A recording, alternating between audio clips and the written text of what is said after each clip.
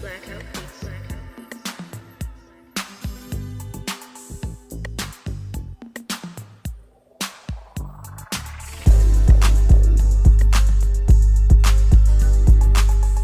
Hello, all you awesome people out there. Welcome back to Geek Visits Entertainment, the one place that is dedicated to the big three of visual media: film, video games, television. Of course, focusing on more of the geeky, nerdy aspects of those three. But that's pretty much what all that is nowadays, anyway. I'm your host, as always, Hoover, and we are back with another brand new episode of News Drop. But I already know what you gonna say out there. You gonna be like, Hoove, friend, where have you been? Because it's been like a week since I last uploaded. Um, what can I say? Life happens, but no, seriously. For the most part, it was last week. There was an air show going on at the lakefront, and I literally live like maybe 2 blocks away from the lakefront. So I had these goddamn death machines breaking the damn sound barrier quite literally outside my window. So I couldn't record anything with all that shit happening with the practice and then the actual show.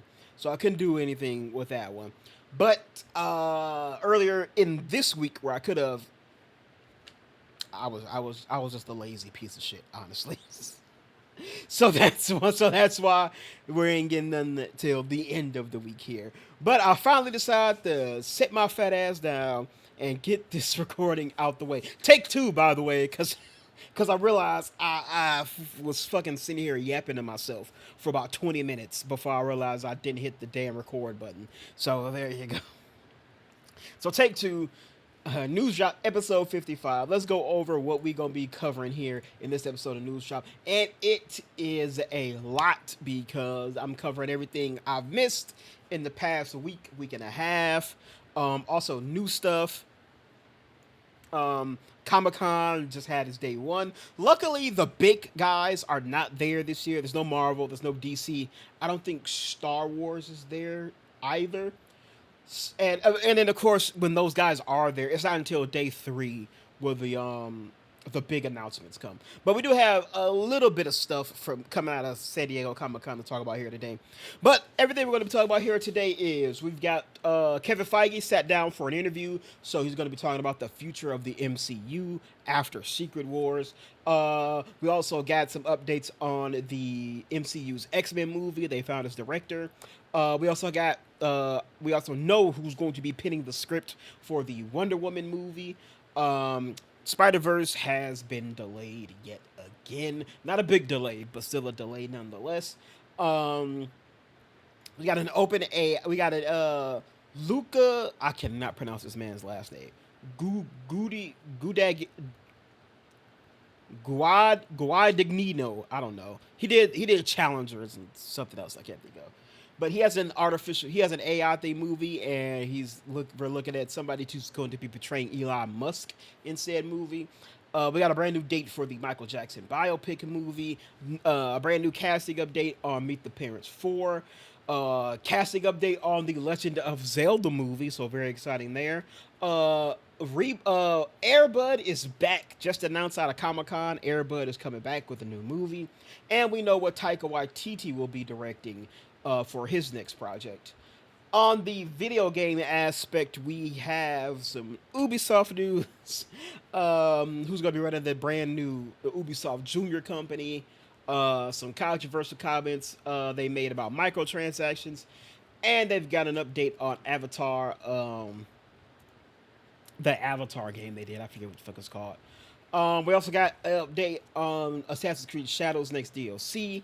Outer Worlds update on its price, which is some good news on that one. Directive 1820 has been delayed. We got to talk about Marvel Tokon being at Evo. And to make sure I got it, I didn't skip none. I didn't skip anything. And Splitgate 2 is coming with a brand new story, and it is not shining a good light on that game. The game's been struggling, actually. So, big update on Splitgate 2. And then for TV, we've got the brand new date for Eyes of Wakanda. We've got Netflix and Ubisoft teaming up for an Assassin's Creed series. We got a primetime Emmy nominations. The last time we did it, it was the daytime Emmy. So that's like talk shows, soap operas, shit like that. Shit that comes on in the daytime. You know those days when you didn't go to school and so you just turn the TV on and you just watch like fucking Maury and Jerry Springer and all these random judge shows. Yeah, just that. But this is the primetime Emmys. This is everything that comes on at the primetime TV slots. So we got the nominations for those. South Park, we talked about that in our last news drop. South Park was having issues with Paramount because Paramount was having issues with the merger, so they couldn't ink a deal for their streaming rights, which held back the season 27 premiere. But the deal is finished. They inked a new deal for TV, and their premiere episode for season 27 aired. And it's something, all right. It is something. Speaking of that, we're gonna be talking about the Skydance and the Paramount merger. Late Night with Stephen Colbert has been announced to be canceled. We'll be talking about that. We're gonna talk about a little bit in the South Park stuff, but if you don't want politics in your stuff, you might want to skip that one. We also got a first look at the brand new Avatar series, Seven Heavens. I'm assuming it might be a movie, but I saw it was a show. But I know there was a show and a movie, but I thought the one that was about the next Avatar, the Earthbender, was the show, and the movie's gonna be something else. But we'll read it and find out. Then coming out of San Diego Comic Con, we got some updates on Vox Machina and Percy Jackson, and we have a triple for our in memoriam section here. I put the three of them in TV. They do expand into films as well. One even had one and two. Two of them actually have done some video game work, but I decided to keep them in the TV section because that's kind of where. Besides, clearly one, but for in terms of our big three, that's where all three of them sort of got their start. That's where they really kind of came onto the scene and really established their roots was in the TV world. So I put them in the TV section here. And then, of course, for the YouTube, we got trailers at the very end. So that's how we will be talking about here today. I am also recording this late. My goal is to have this up Friday or Saturday. It's looking like it's going to be Saturday. I'm recording this late Thursday.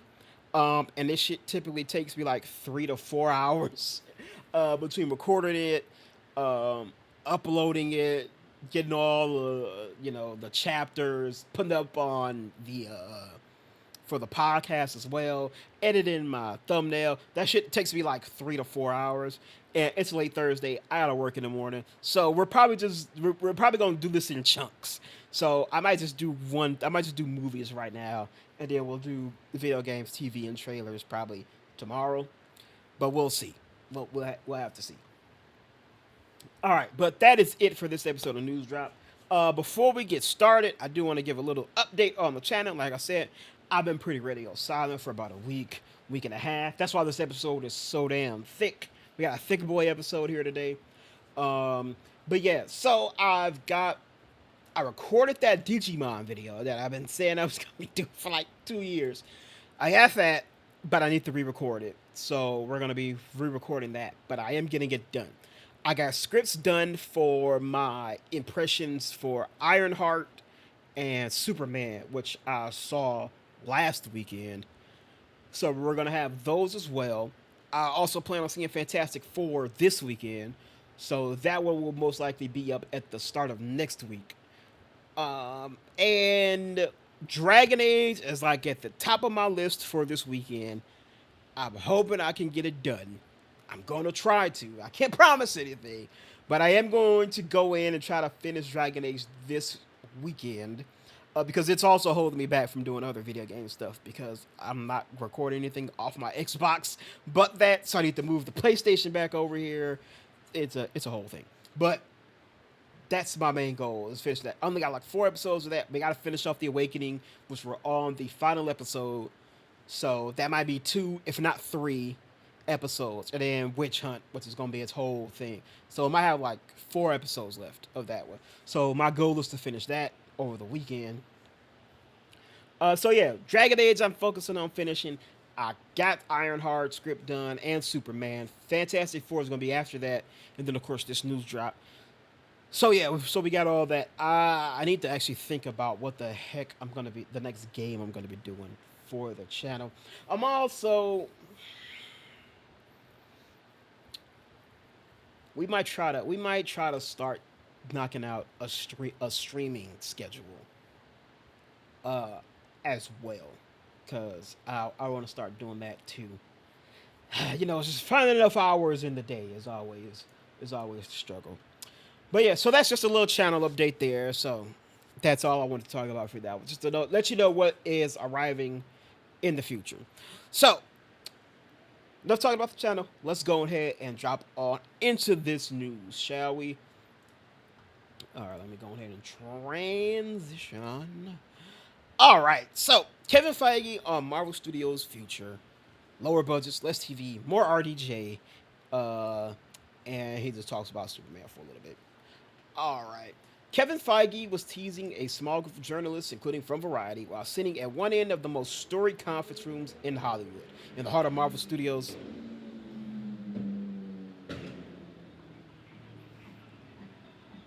Bruh. So just bad omens all the time. Fucking last week, I'm ready to come in and record shit. Goddamn jets flying through. Goddamn heat wave this week. So I've just been sluggish. And now, as soon as I start recording shit, wow, motherfuckers come past on this damn street. It's crazy. All right. On the offices of Disneyland in Burbank, there was a lot of talk. Actually, you know what? I'm not gonna read this too much because I already kind of looked over it. I've heard about everything he's talked about on this one, so we're just gonna mention it very quickly. Basically saying, as we all know, the mutant saga is going to be the next thing coming out of Secret Wars. Um, they're not opposed to reviving characters with a recasting, or maybe even bringing some of the old ones back.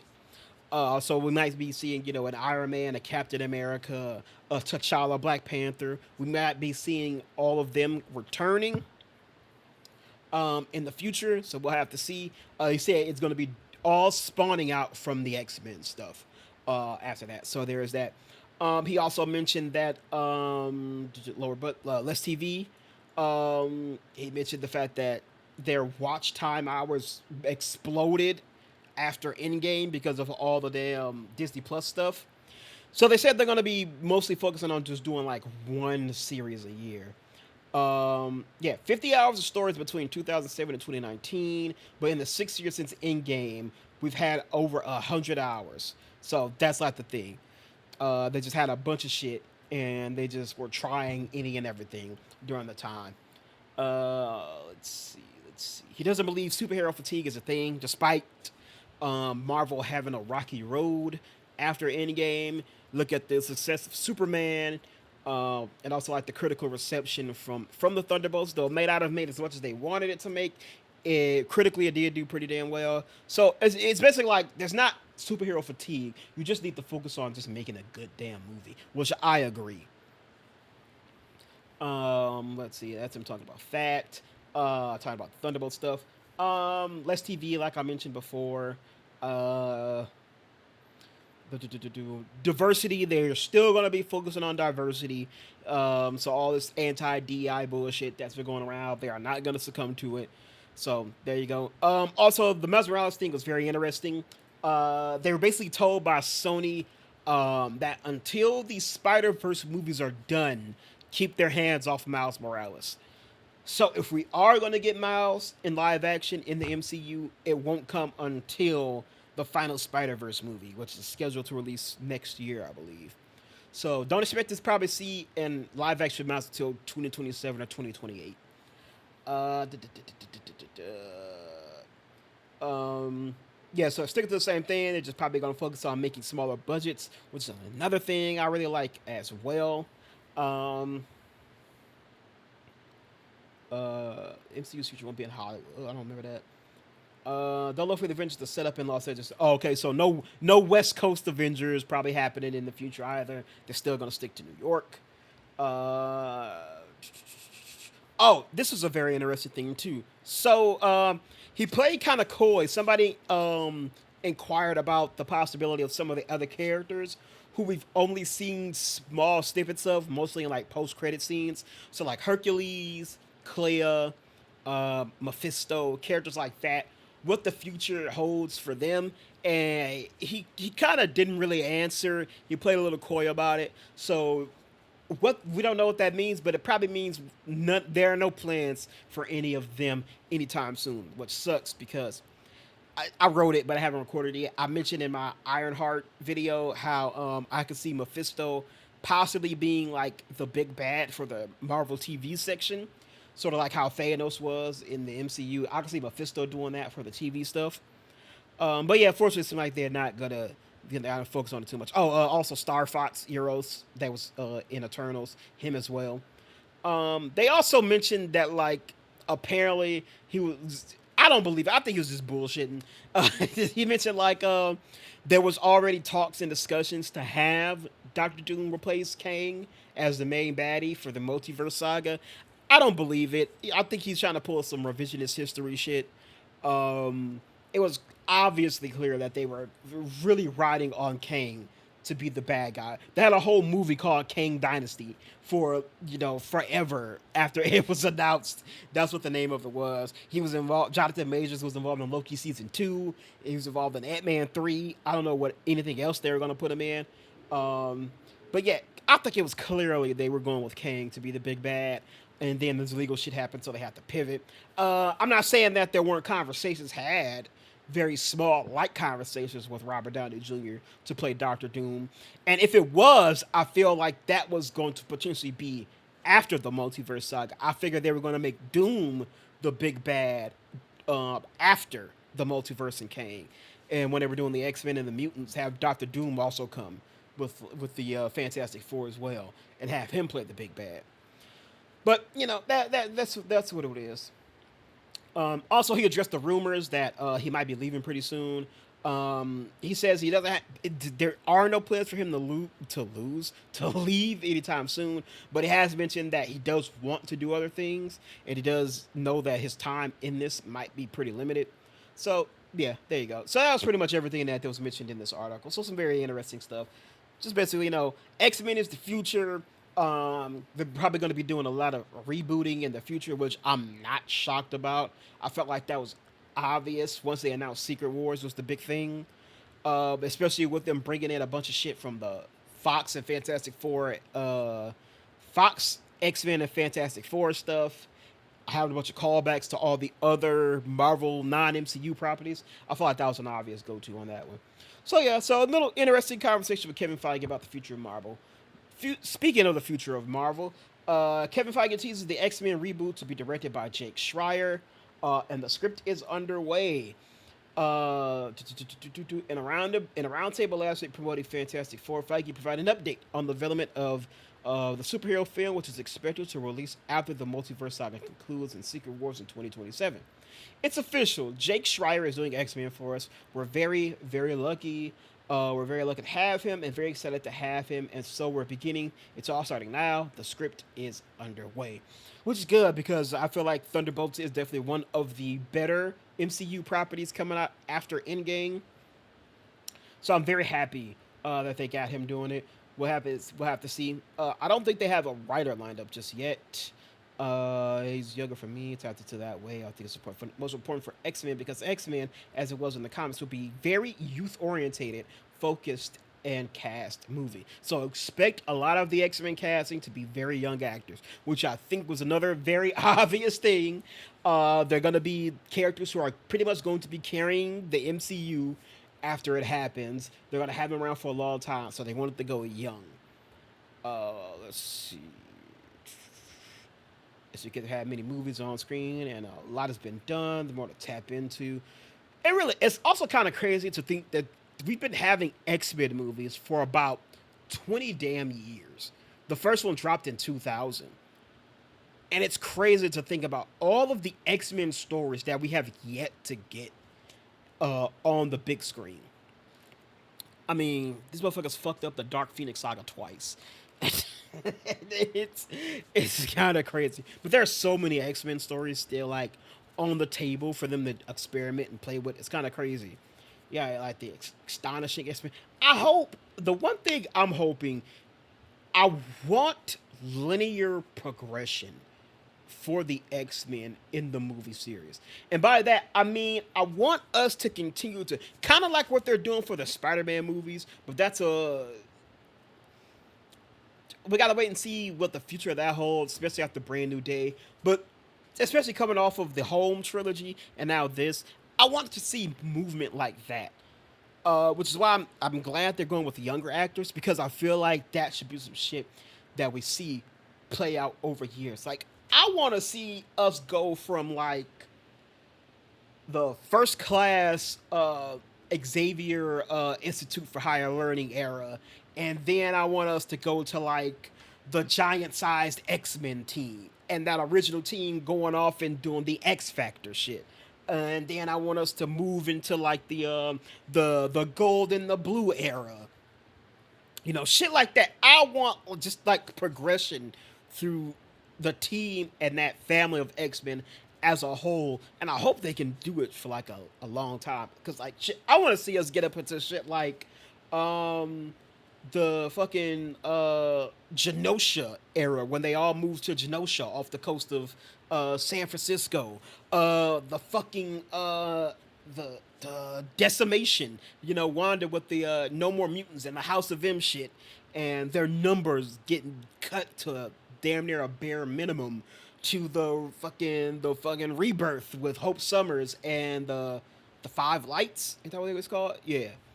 And fucking the schism when the whole fucking X-Men team split with Cyclops and Wolverine going back to the East Coast and reopening the school with the Jean Grey High Alert with like Wolverine and the X-Men. So I want to see shit like that. I would love to see the fucking Uncanny X-Men era where fucking Cyclops was like the bad guy and he was with Emma and shit. I would love to see that and see it play out with like his character of him being, Charles Xavier's star pupil to now him basically being like the new Magneto. I'm a massive X-Men fan. If y'all couldn't tell, X-Men is like my favorite Marvel property, probably my favorite superhero property, period. So like when I say I want to see all this shit, I'm dead serious. I want to see all this shit play out on the big screen, and I want that linear progression. Shit, I would love if we eventually get to the Krakoa era shit, and like I feel like that shit would be dope. So yeah, I don't think we still don't know who's writing the X-Men movies just yet. But yeah, so Jake Schreier, the director of Thunderbolts, is directing the X-Men movie. I hope they also. I want them to get Why am I blanking on his name? Ryan Coogler. Get Ryan Coogler to do the fucking X Factor movies. That's what I want to see. All right. So speaking of writers, we do know who's going to be writing Wonder Woman. Supergirl scribe Anne Noguera to pen the Wonder Woman reboot for DC Studios. We confirmed that Supergirl screenwriter Anna Noguera is writing the redo of Wonder Woman. The writer is also reportedly set to write a live-action take of Teen Titans for the Gunn and Sanford run WB. DC doesn't comment on the development news. So yeah, it's gonna be very interesting to see. She's writing Wonder Woman as well. She's also writing Teen Titans. So I guess we're gonna have to wait and see how good Supergirl is to really kind of gauge what we can expect from these two as well. Now, I remember correctly, they did like when Gunn first announced all this shit. I do think he kind of did. I don't think they announced a Wonder Woman movie when they first did it. In development of the HBO series Paradise Lost was set in Wonder Woman's home. So yeah, we have that, but we don't have an actual Wonder Woman movie.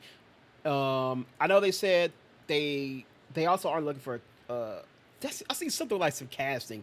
There's nobody on there's no short list of who's to play Wonder Woman yet, because like I said, they're still very far off. But it seems like we're starting to make some headway. So I feel like they probably want to get a script done, then they'll start looking for an actress.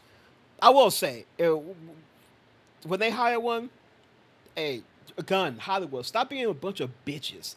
Cast a woman with some actual muscle. Gal Gadot was fine, but I get it. She had like the supermodel look.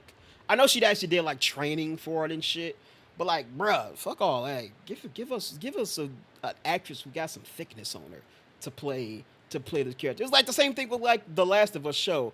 Like, I'm sure old girl is gonna be fine acting wise as Abby, but like, damn, we couldn't get nobody with some bulk on her to play the role. Like, yeah, it's like, and it's funny because they did it for like damn near every Amazon on the island, but fucking Gal Gadot still just looked like a fucking supermodel compared to all of them. Like, get a woman who actually look cut in there. Shit, stop being a bitch. Stop being, stop being bitches.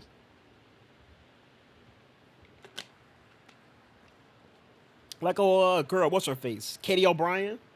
Yeah, get somebody like her. All right. More news. Spider-Man Beyond the Spider-Verse moves to the end of June 2027.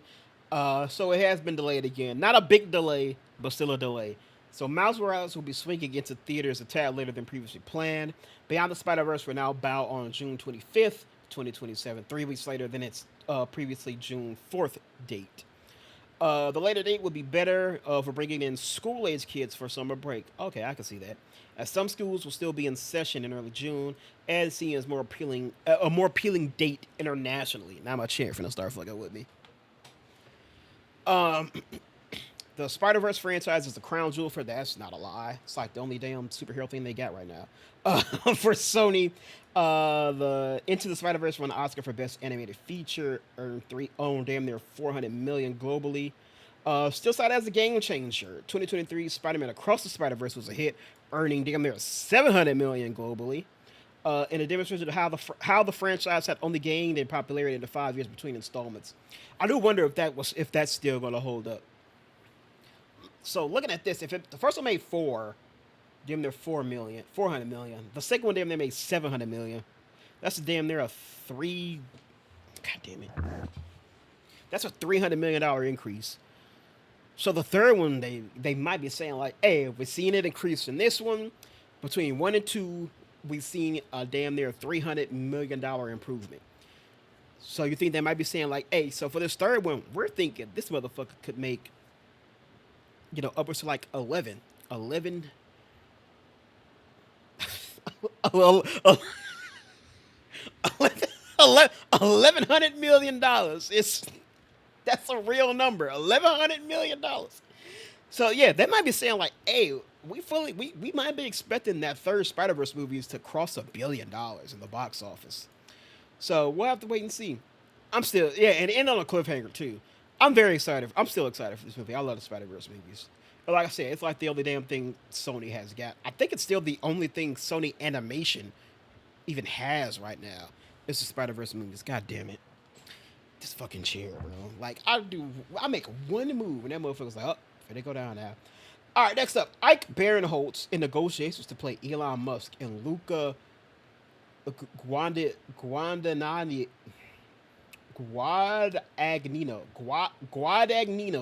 AI theme artificial. All right, so hot off his acclaimed turn in Apple's The Studio, which earned him his first Emmy nom. Oh shit! Congratulations! Like, he is entered talks to play Elon Musk and Luca. I'm just calling him Luca G. Guadagnino's new AI theme feature, Artificial, for Amazon MGM. Barinholtz joins an ensemble that includes Honora Breakout, Yora Borisov, Andrew Garfield, and Cooper Coach. Plot details for the film being kept on the wraps, although it's described as a comedic drama set in the world of artificial intelligence. While unconfirmed, sources say the film revolves around the period at the artificial intelligence company OpenAI in 2023 that saw Sam Altman fired and rehired in a matter of days. So that's cool. I love to see shit like this. Ike Barinholtz, back to the fucking Mad TV days. He's still been doing his role. He's still been doing his actor thing, appearing in things here and there. So here he might be up for the fucking lead of a major picture from a director who's kind of hot right now. Luca's been doing a lot of work. Like I said, he had something before Challengers. I can't think of what it was. I'm gonna use my phone because y'all know when I have my ad blocker on, the government is against me and they have my shit run super fucking slow. Let's see. I've seen the poster, but I can't see what it is. Call Me by Your Name. That was the one. He also did that queer movie with Daniel Craig. So he's kind of hot right now. So we'll see. Good for him. Good for him. We just talking about Elon's punk ass. One of today's rising comedic multi-hyphenates, Barinholtz plays Sal Saperstein, VP production at the fictional Continental desk for the studio, which recently landed the most Emmy nominations of any freshman comedy in the history with 23. Holy shit! Fucking spoiling myself because we got the Emmy nominations from the TV section. Recently, he also co-created Netflix's hit sports comedy Running Point, starring Kate Hudson, which has been renewed for a second season. He is written by UTA, so that's cool. That's cool. That's cool. Monica Barbaro remains in talks for a role in Artificial. So good for Ike Barinholtz. Good to see him sort of coming up. Not nice little lesson in like it's never too late. The man's been grinding for a while now, and he's really starting to come into his own now. So that's good to see. Also, I would have learned eventually, but I didn't know the studio had that many knobs. That's crazy. We'll get to that eventually, though. All right, next up.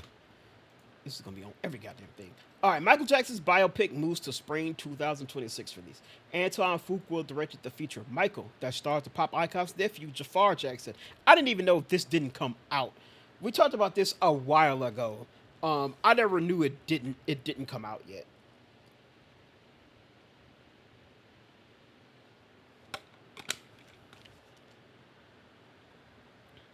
So the Michael Jackson biopic from Lionsgate and Universal is looking to thrill audiences next year.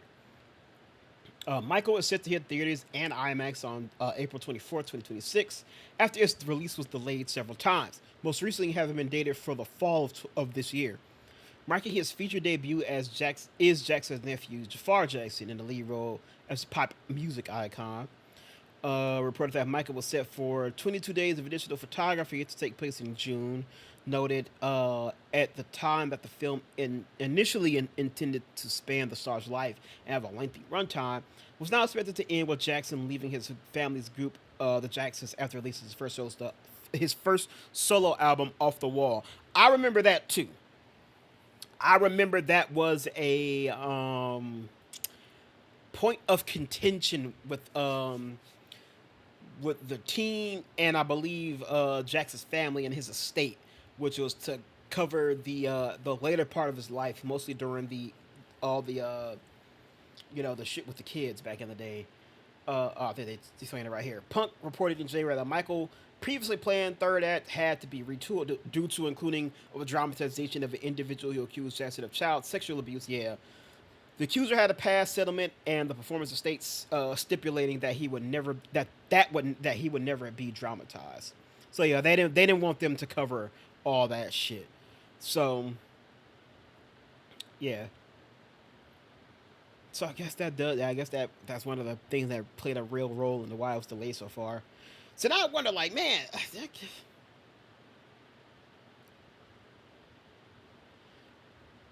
don't know. I'm kind of wondering. I feel like that's a lot left on the table. Like if they're saying it's going to end after he dropped Off the Wall, I still feel like there's a lot between that and the assault allegations that they can still cover. Let's see. Yeah, shit like even Thriller, which like really threw him into like that icon status. Um, they won't even be covering that. That's interesting. Michael's cast includes Coleman Domingo as Joe Jackson, Nia Long as the mother, Catherine. Round out the cast are Miles Teller, Laura Harrier, Kat Graham, Lorenz Tate, and Derek Luke. You can't have a black movie without Lorenz Tate. Without Lorenz Tate in it. Graham King, John Bandcam, and John McClane produced the movie. That has a script from John Logan. So footage debuted at Comic Con last year. The film would include 30 songs. At this year's Comic Con, Lionsgate film chair Adam Fogelstein teased the audience that news about the project would be forthcoming, but did mention a release date. So yeah, so they might get shows for stuff behind closed doors at Comic Con this year of the movie. So we'll have to wait and see. We'll wait for the first trailer. When the first trailer drops, we're gonna be covering here on the channel. No, thank you. All right, so superstar actor Skylar Gisondo in talks to play Ben Stiller's son in Meet the Parents 4. De Niro and Grande also star in writer-director John Hamburg's new feature in Universal franchise. Skylar Gisondo is looking to go from a movie about the Fortress of Solitude to one about the Circle of Trust. The actor, fresh off his role in Superman, he was Jimmy Olsen in Superman, is in talks to join the cast of the next film of Meet the Parents franchise as the son of Ben Stiller and Terry Polo's characters. Stiller, Polo, De Niro, Wilson, and Blythe Danner will star alongside newcomer Ariana Grande in the film and is scheduled to release on November 25th, 2026. Let's see. Ham by Roast Meet the Parents focuses on a nurse. Stiller, this is the original one, right? Having trouble getting accepted by his yeah, this is the original one. We talked about this shit in the last time. So yeah, Gisondo, who co-stars with Jimmy Olsen in Superman, is also known for his roles of features like Licorice Pizza, Booksmart, and Vacation, and series including Righteous Gemstones and The Resort. He previously played Stiller's son in Night at the Museum, Secret of the Tomb. Very interesting. So yeah, so he's in talks to join it. So the cast of this continues to get hammered out. We talked about this on the last news drop, which is a while ago. But yeah, they moving forward with the Meet the Parents 4. Ariana Grande was attached to it. They got everybody coming back. So another potential cast member joining the cast here. All right. So some pretty big important news right here, right now. Legend of Zelda live action movie cast Bo Barageson and Benjamin Evan Ainsworth as Zelda and Link. But I didn't know. I knew they were doing this. I didn't know this was a live action, or I forgot that it was a live action. But yeah, it's being directed by. Damn it. I forget the director's name and what he did. But anywho, Nintendo and Sony's live action Legend of Zelda movie has unveiled its Zelda and Link.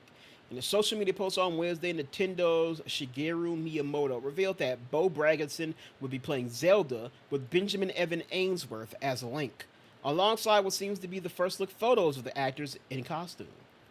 I'm pleased to announce that for the live action film of Legend of Zelda, Zelda will be played by, and Link will be played by Benjamin.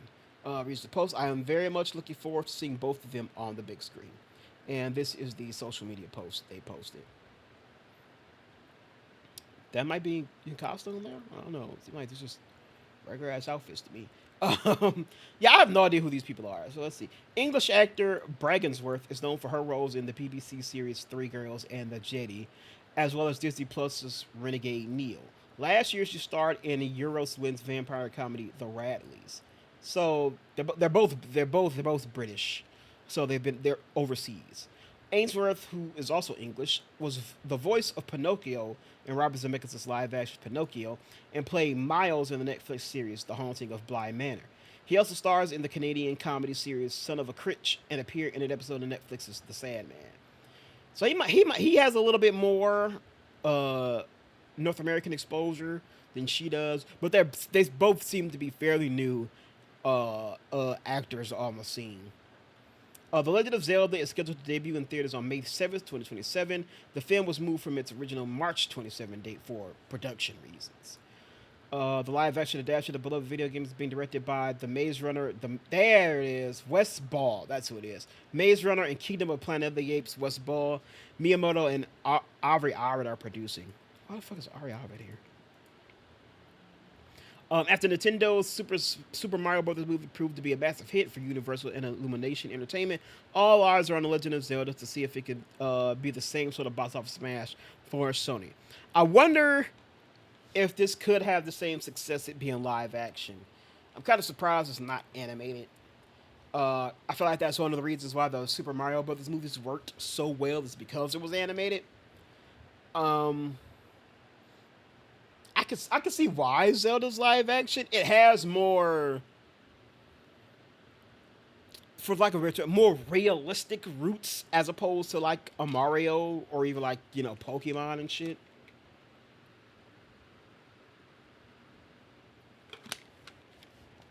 But still, I think animation would have been dope.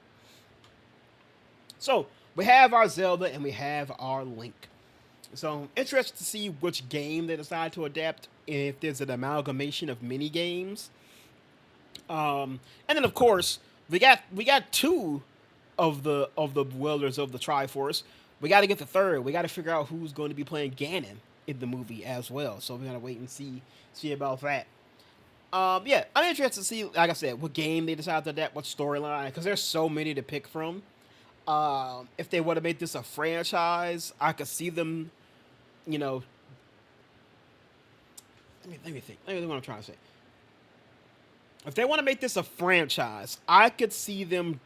I could see this possibly being like Skyward Sword to start things off, because Skyward Sword is supposed to be like the start of the origins of everything Legend of Zelda, of why it's always Link, Zelda, and Ganon caught up in conflicts in every game. You know what I mean? Why Zelda's always the princess, why Link is always the hero, why Ganon is always the villain. So I could see like Skyward Sword, if they want to make this like a franchise, which I would assume they do. I can see that being that. Besides that, Ocarina of Time. Obviously, it's the most well known and well regarded Zelda game of the series, so I could see them as possibly doing that. Um, you know, Breath of the Wild, Tears of the Kingdom is the most recent one. That's also been highly successful. They might choose to adapt that one. I think those would be like my top three picks for games that would probably be being adapted for the movie. Skyward Sword, Ocarina of Time, Breath of the Wild. I like my top two pick. I like my top three picks. Um, Least likely, I'll probably say any of the smaller little handheld games. What's the fuck is the one with the train? The one where it's like four links, in one. Um, Wind Waker probably wouldn't be on that one as either. Simply because they're so individual, so standoffish. I feel like again, I'm thinking in terms of like franchise potential. So there you go. Majora's Mask might be up there too, but I don't know. I don't think they want to scare the kids. That shit. There's some dark stuff in there. Twilight Princess could be one as well. So we'll have to see. We'll have to wait and see. We'll be keeping up on any new info coming out of the Legend of Zelda movie. All right, next up, Air Bud returns, the 15th film. Jesus Christ, what? God damn, I did not know there was that many fucking movies of this. But I shouldn't be surprised.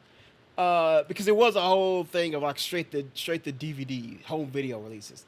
Air Bud returns, 15th film and franchise from Cineverse and Air Bud Entertainment, eyes a 2026 theatrical release. Why does picture kind of go hard though? Why? the real MVP is in the building.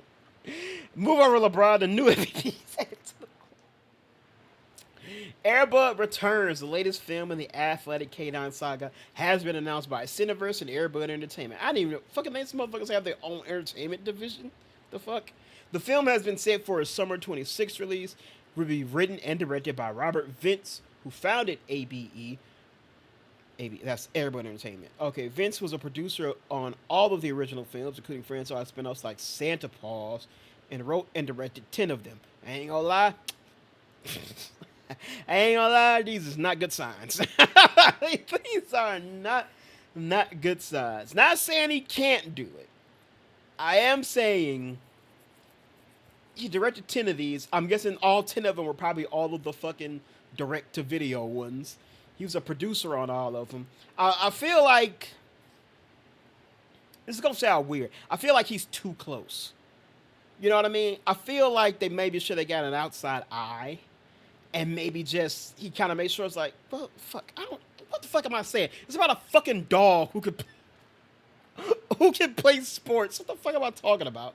The original 1997 film was produced independently and over here discussing like we gotta make sure we keep the spirit, the essence of what Air Bud is and what these movies mean, but we might need an outside perspective to expand upon a franchise. Like, nigga, it's a fucking dog playing basketball. What fucking more creative do you want to get? The family friendly title became a sleeper hit franchise, became a fixture on the rental market. I had one of these. I don't know which one. Actually, I think I had two of these. I had the original one because the original one was the basketball. I think there was a sequel, and that was basketball too. But then there was also a football one. This nigga, by the way, this nigga played everything. This nigga played basketball. This nigga was a quadruple fucking threat. Like, nigga, like LeBron, Jordan, Gretzky, Manning, Brady. Hell no, bruh. Airbud. That nigga played basketball, football, soccer. He played all that shit. He might have had a tennis one in there somewhere.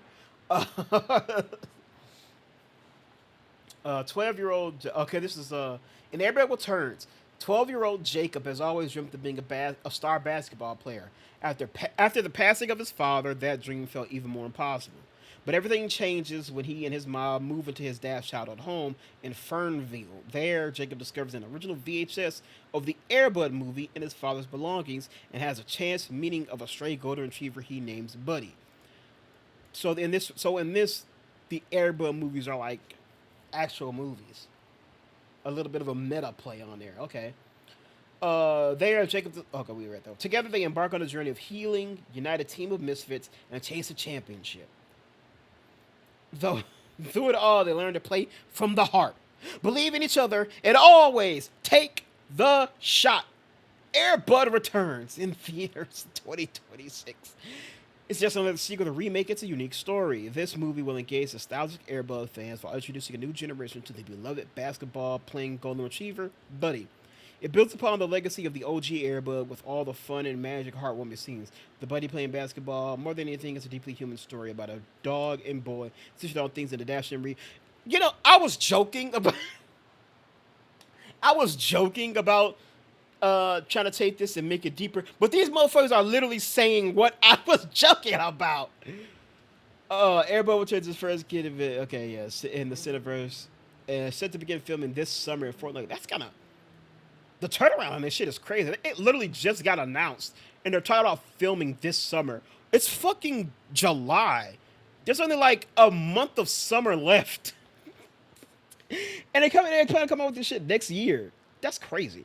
I guess these things are very. I guess I shouldn't be surprised. It's very, very low budget. Probably gonna be a lot of practical shit in there. So there you go. So Airbud. Any other '90s kids like me remember Airbud? I had this movie too. I remember this shit clearly. I had an Airbud movie, and for one Christmas, I got a fucking TV. You know them old school big fat back TVs? I got one of those with the fucking VCR built into the TV, my nigga. I don't know how my parents was able to afford that shit, because you know that shit had to be expensive back in the day. Yeah, that was big baller shit right there. I had that motherfucker, right?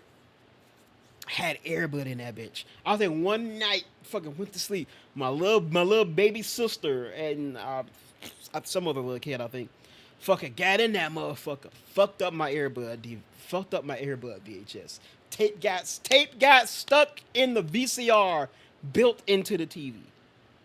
I couldn't even enjoy it that long because it was fucked up. Damn, that's my little Airbud story. So Airbud is coming back. Speaking of returns, Taika Waititi tackling a new Judge Dredd movie with Drew Pearce to write. Our wonderful friend, of course, Jordan King. Well, I am at this point convinced Jordan King is the only fucking writer for this site. All right, THR are reporting that Taika Waititi, the director of Hunt for the Wilder People, Jojo Rabbit, and Thor Ragnarok, and Love and Thunder, has just added another project to his stack plate. A new Judge Dredd movie. He's bringing the Fall Guy and Mission Impossible Rogue Nation scribe Drew Pearce along for the ride into Mega City 1. With his eclectic filmography to date, may not immediately suggest that he's a prime candidate to bring a 2080 comics icon, judge, jury, and bloody brutal executioner. Yeah. And the old school Sylvester Stallone one in 1995, which is a little cheesy, but I fucking love it. I am the law. fucking love that shit. But yes, but the cream of the crop one is the 2012 Garland's Dredd with Carl Urban in it. That shit is fire. If you ain't ever seen Dredd, watch it. That shit is fucking good. Taika and Pierce are firm friends who both grew up reading comics and who've been looking for a project to team up on for years. Understanding that the movie, which had been the talk of the town in Hollywood as Martina and Pierce look to sell their package, is being pitched as a more faithful interpretation of the tone and spirit of the comics than past adaptations, meaning we could be in for a more darkly humorous take on Dredd than we've seen before. That's interesting because Taika is very much known for the comedy stuff.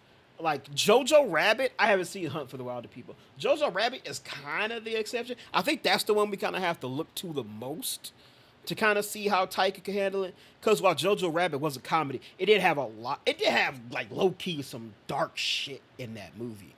The whole fucking repeat scene where the kid, sees his mom's shoes, when she's like, I don't even know how to explain it. She's on like a higher plane than he is. He sees her shoes, and it's her, and they're happy to see each other. And then they repeat the shot later, but and he sees her shoes, but she just got hanged. Like that was a fucking dark, heartbreaking fucking moment. So he has shown he can do it. He can do the humor with the dark shit. We'll see how he can incorporate it into more of an action thing. Because if you look at his action shit, which is the Thor movies, those are like pure like action comedy things. Done very well, but still that. Dredd is a lot darker. And it's a little bit more serious in tone, which is the number one thing I'm like. Because again, comedy exists in all his shit. And I feel like Dredd really doesn't benefit from the comedy stuff. But we'll have to see. Dredd Universe Cost Movies and popular comic classic status. Last two movies. Yeah, like I said, both the movies are good. Both the movies are at least good. Dredd in 2012 is the better of the two. I don't know how you think of the Sylvester Stallone Judge Dredd movie now.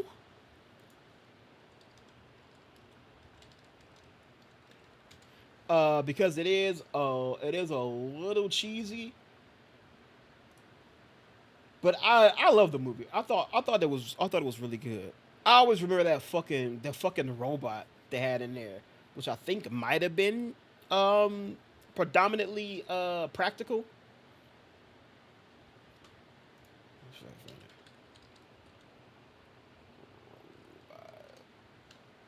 Yeah, this thing right here. The ABC Warrior. Yeah, like this thing is pretty fucking cool. And I think it was practical too, which made it even better. Like I remember this thing. This thing was pretty fucking cool. But yeah, like the 95 Dredd movies was really funny, really cool. Not really funny. They were really cool. They might be a little bit on the cheesier side now. But yeah, the Carl Urban Dredd movie that took place all in the fucking building, that shit was fire. I love this movie. Looks like I'm gonna have to brush up on my Dredd comics to get ready for this movie to come out, because I've never read the Dredd comics, but this shit is pretty cool. All right, and that was our last movie story. So now we will be moving on to video games.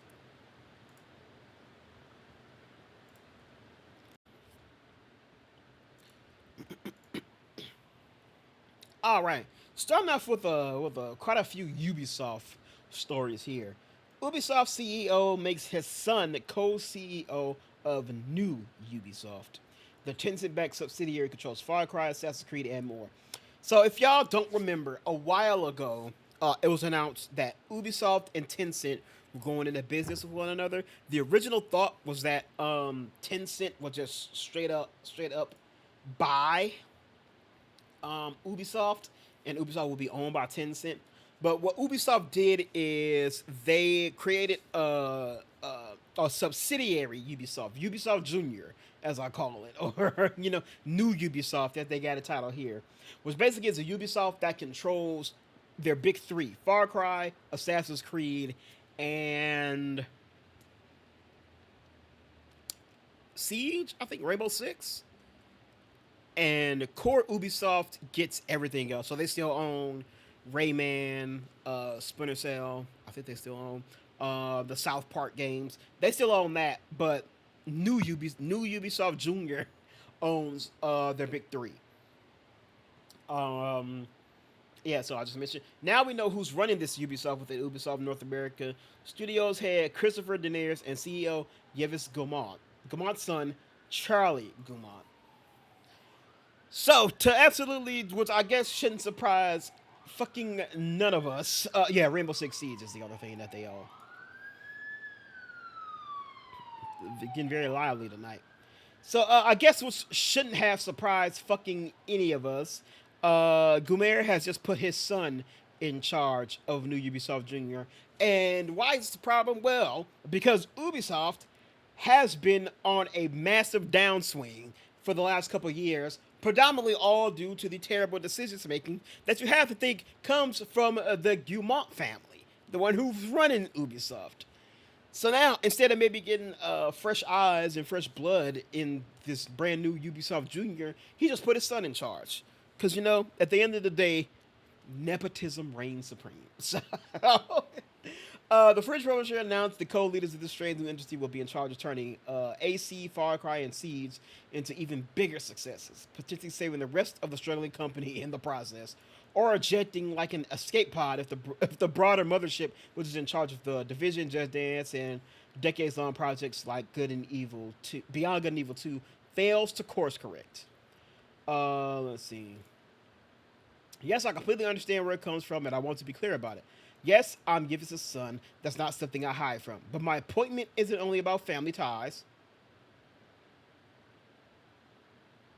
It's about what Ubisoft needs at this moment. I spent the last decade building experience both inside and outside Ubisoft, leading teams, managing brands, and navigating change in a fast-moving industry. I made the consensus choice to step away when it made sense to learn and grow elsewhere. So yeah, there you go. So the Guillemot family is in charge of both. So we have to see. The company is set for quite a year ahead after it delayed the next entries in several series like Far Cry and Ghost Recon. In addition to upcoming Assassin's Creed spin-off and sequels, Ubisoft is also doubling down on remasters. The first is expected to be a reissue of 2013's Assassin's Creed 4 Black Flag. In the meantime, ongoing cost-cutting initiatives have continued to hollow out some of the company's better-known offices, including the closure of San Francisco studio and more layoffs at Red Storm Entertainment, where the Tom Clancy games originated. So there you go. Yeah. So, yeah.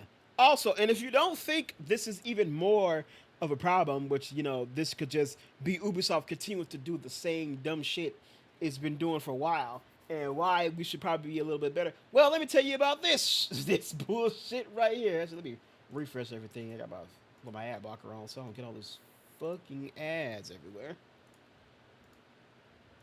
All right, there we go. Zoom into this one a little bit. All right. Ubisoft claims microtransactions make the games more fun. Because you know what's even better than just playing a well-crafted story with intricate and immersive gameplay that you want to just keep going back and playing over and over again? Is putting down money to buy fucking skins every 2 damn days. Ubisoft recently affirmed its commitment to microtransactions not only as a business model, but as something that makes games more fun. The publisher has faced criticism for both players and press in the past for its implementation of features like paid XP boosts in its single-player game. That's fucking ridiculous. Ubisoft has boasted some major hits, yeah we know. As part of its recent annual report, the publisher reinstated its intention to continue implementing microtransactions in full-price single-player games and otherwise.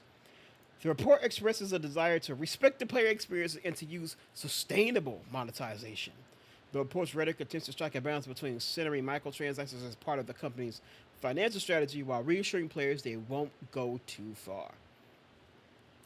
AKA, hey, we need this so we can continue to make money for our games, but we promise you we won't get too predatory with these microtransactions, okay? All right. Like, you thinking, what the fuck? Yeah, because of course, playing Expedition 33 and having it be the game of the year front runner. I was like, damn, this game is fucking fire. You know what to make this shit better though? If I could drop $5 on an XP boost.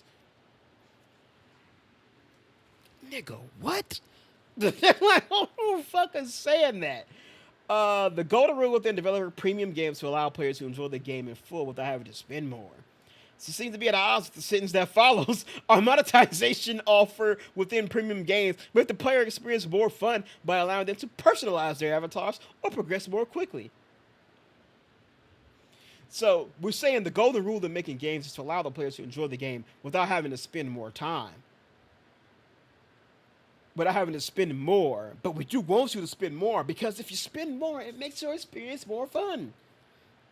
Nigga, shut the fuck up. So yeah, Ubisoft just continue to take L after L after L. Speaking of L's, Avatar Frontiers of Pandora is getting a new third-person mode and new game plus. Anybody remember Avatar Frontiers of Pandora? Yeah, me neither. The only thing I remember from this shit is RDC had a they had a sponsored live stream to play this, right? And at the very end, fucking Dennis was like, "Hold on, I'm sorry, I can find a clip. RDC,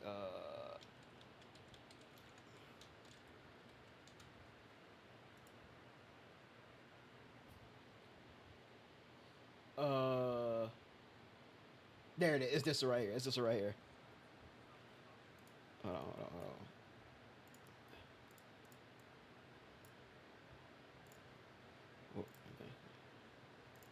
Hey, huge shout out to Ubisoft for sponsoring the stream for real, man. You can get this game on PlayStation, Xbox, and PC, bro. Make sure y'all click the link in the panel. Please click the link in the panel, y'all. Download the game yourself. Check it out. And, man, I'm gonna play this off stream, man. We're gonna finish this mission up off stream. What's up there?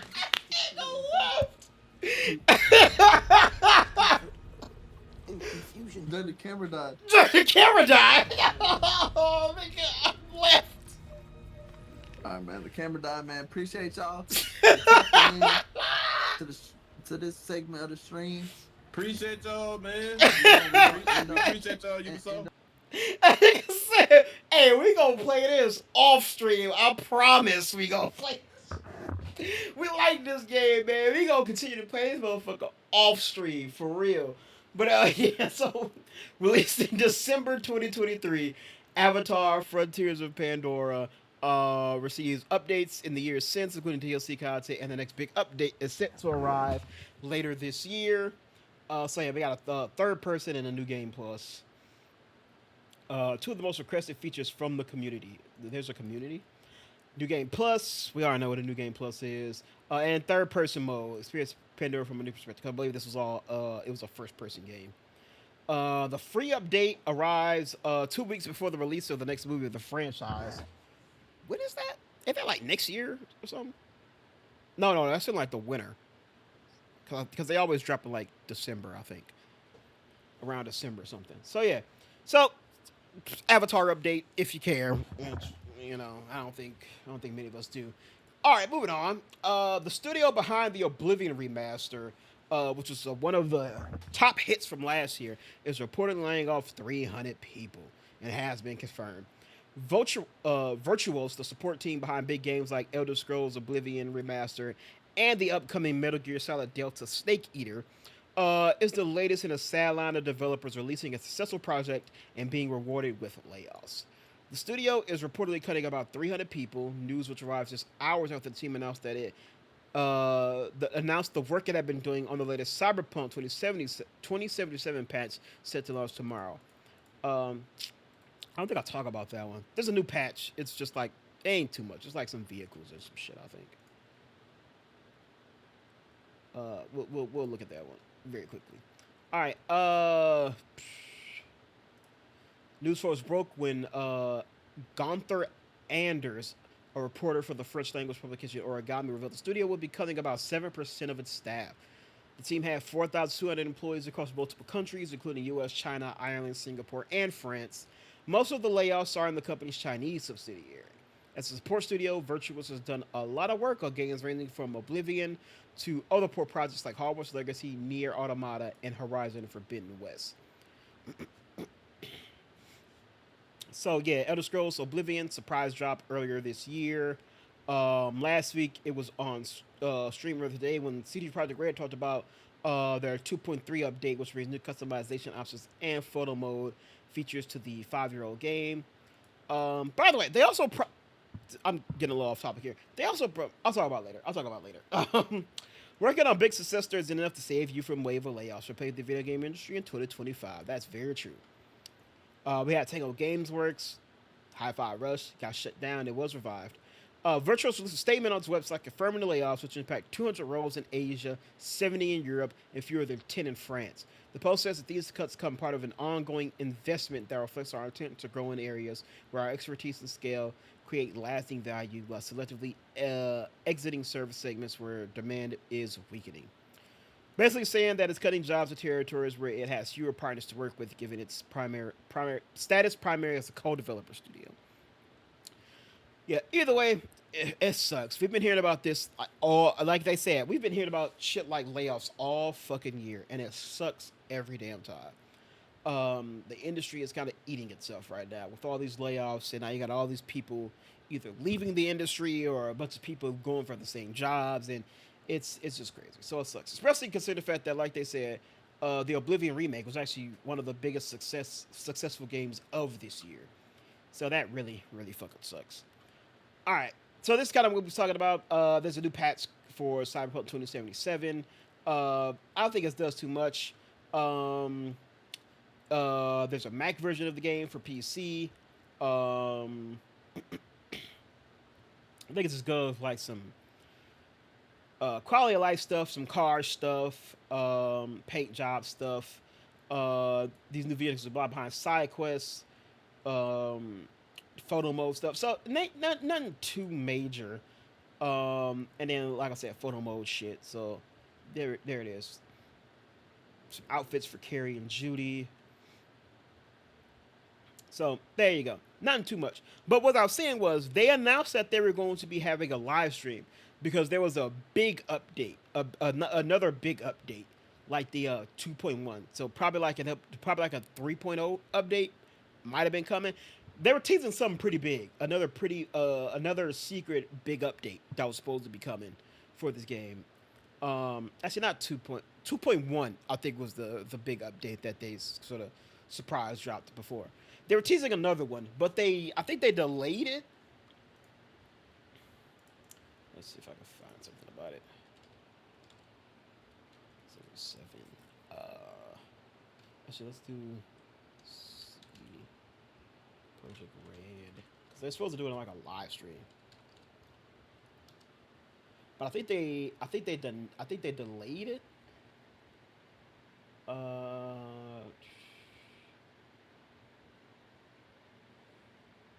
Was it just 2.3? I swear it was something else. Let's see. Cyberpunk update delay. I swear like they delayed something.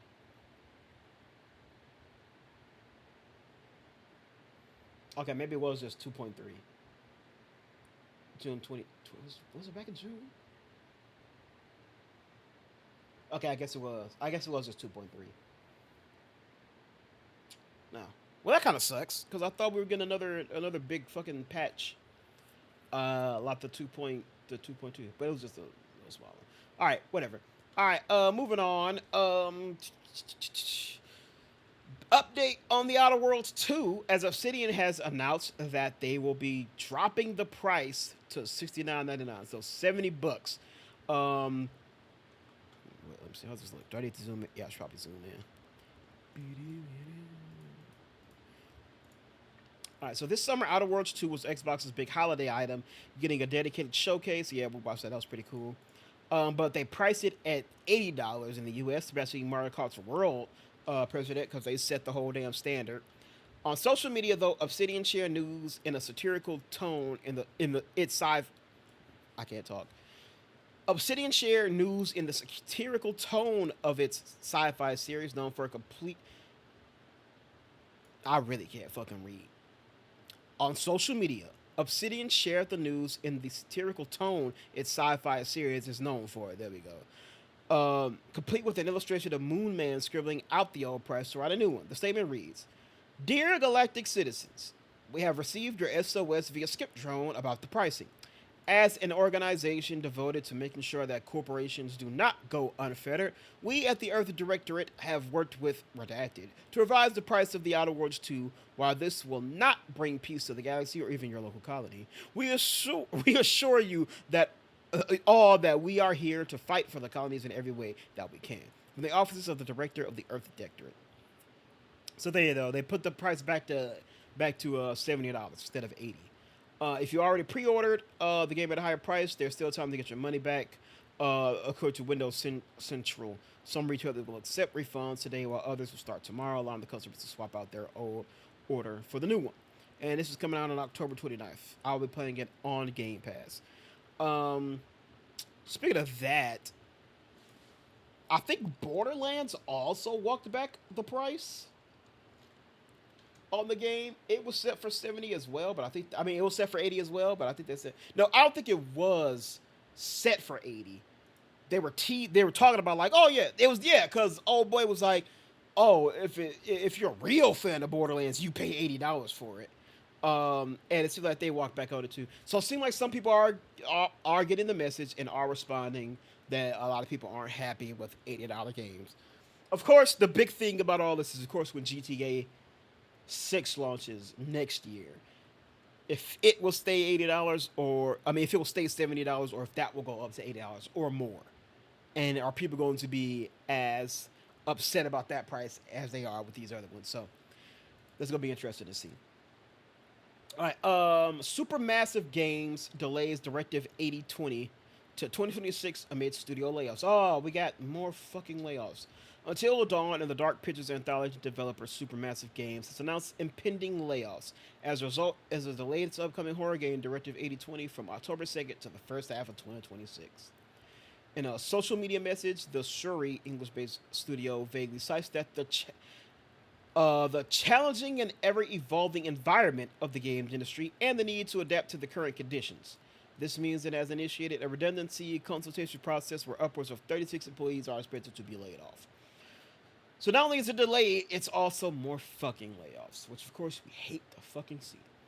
Says that despite a generally positive response to the game after a playable showing at Summer Games Fest, it has decided to delay the launch to deliver the very best experience for our fans. The upcoming horror game, the studio's first sci-fi game, is on a crew of a crashed spaceship, including actress Lashana Lynch, fighting to survive a shape-shifting alien menace. Due to the shake-up, Supermassive states that its development of Little Nightmares 3, which was also recently confirmed to launch on October 10th, is unaffected. And this is the statement. So, Directive 8020 is delayed, and they got layoffs. So, that fucking sucks. As always. Alright, next up, Assassin's Creed Shadows Claws of Awaji DLC releases in September. Ubisoft confirmed a September release date for Assassin's Creed Shadows Claws of Awaji DLC. Collaborating with Dead by Daylight, added Rufino as a hideout ally. Bitch, what are we talking about? I don't care about that shit. Looking ahead, New Game Plus is scheduled to release on July 29th. After completing the final story mission, you can opt in and reset your story progression, objective board progression, and discover locations. You keep the layer of gear, and of course. Increase the level cap, added new abilities that are exclusive to New Game Plus. Later in the summer, addition and quality of life improvements will be introduced. Fast forward time of day, clearing the fog from the world map and enabling uncapped frame rates for PC. The end of September, Calls of Awaji awaits. The DLC is free for all those who pre-ordered Shadows. It introduces a new island, players are tasked with reclaiming a lost treasure while avoiding traps and ambushes from new foes. You will always have to keep your head on the swivel as a new force will constantly be on the hunt. Ubisoft confirmed that there are over 10 hours of new content, new weapon types, skills, gear, and abilities. They got a little clip.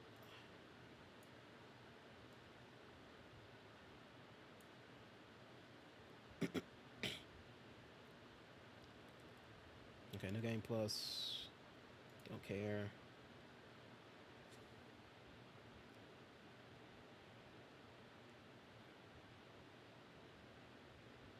I just want to see if they actually show footage of the Claws of Owaji stuff. Oh wait, let me turn my damn sound on. There we go.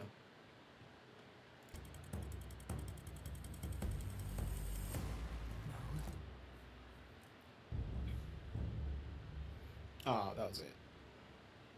Okay. So new Assassin's Creed is working on it, giving it updates, and they got a brand new DLC coming in September, which is pretty damn soon. So if you got Shadows, you pre-ordered it, feel free to check it out. All right. Next up, Splitgate 2 fails to make FPS great again, shuttering before relaunching next year. 1047 Games faces more layoffs and a shutting down Splitgate 1. So this is some shit right here, buddy. This is some shit right here. Things have gone from bad to worse for Splitgate 2. The portal-based sci-fi multiplayer shooter has been bleeding players and continues to face negative Steam reviews as fans clamor for basic features like leaderboards and bulk at the free-to-play live service microtransactions. As a result, 1047 Games CEO Ian Prelo announced on Tuesday that the team is taking a step back to hopefully relaunch a better version of Splitgate 2 in 2026 and make some tough choices in the meantime. It's brutal, but we're not going away, he told IGN. We are not quitting. We absolutely love this. We love every single part about it, the good and the bad. And we've been here before, and we've come out the other end. And we're going to just keep doing what we can do to stay alive. That means suspending new content plans for the game after Season 3 while the team works on overhauling core parts of the design, killing the service of Splitgate 1, and laying off more staff. Alright. So they probably talk about it here, but I'm gonna go into a little bit myself. So Splitgate 2 recently lost. It's a brand new sci-fi shooter. It involves, you like making portals and going through them. It's a team-based PvP shooter. It's been having some problems as of late, though. I mean, recently it was announced that just after a month after it launched, it lost like 80% of its player base.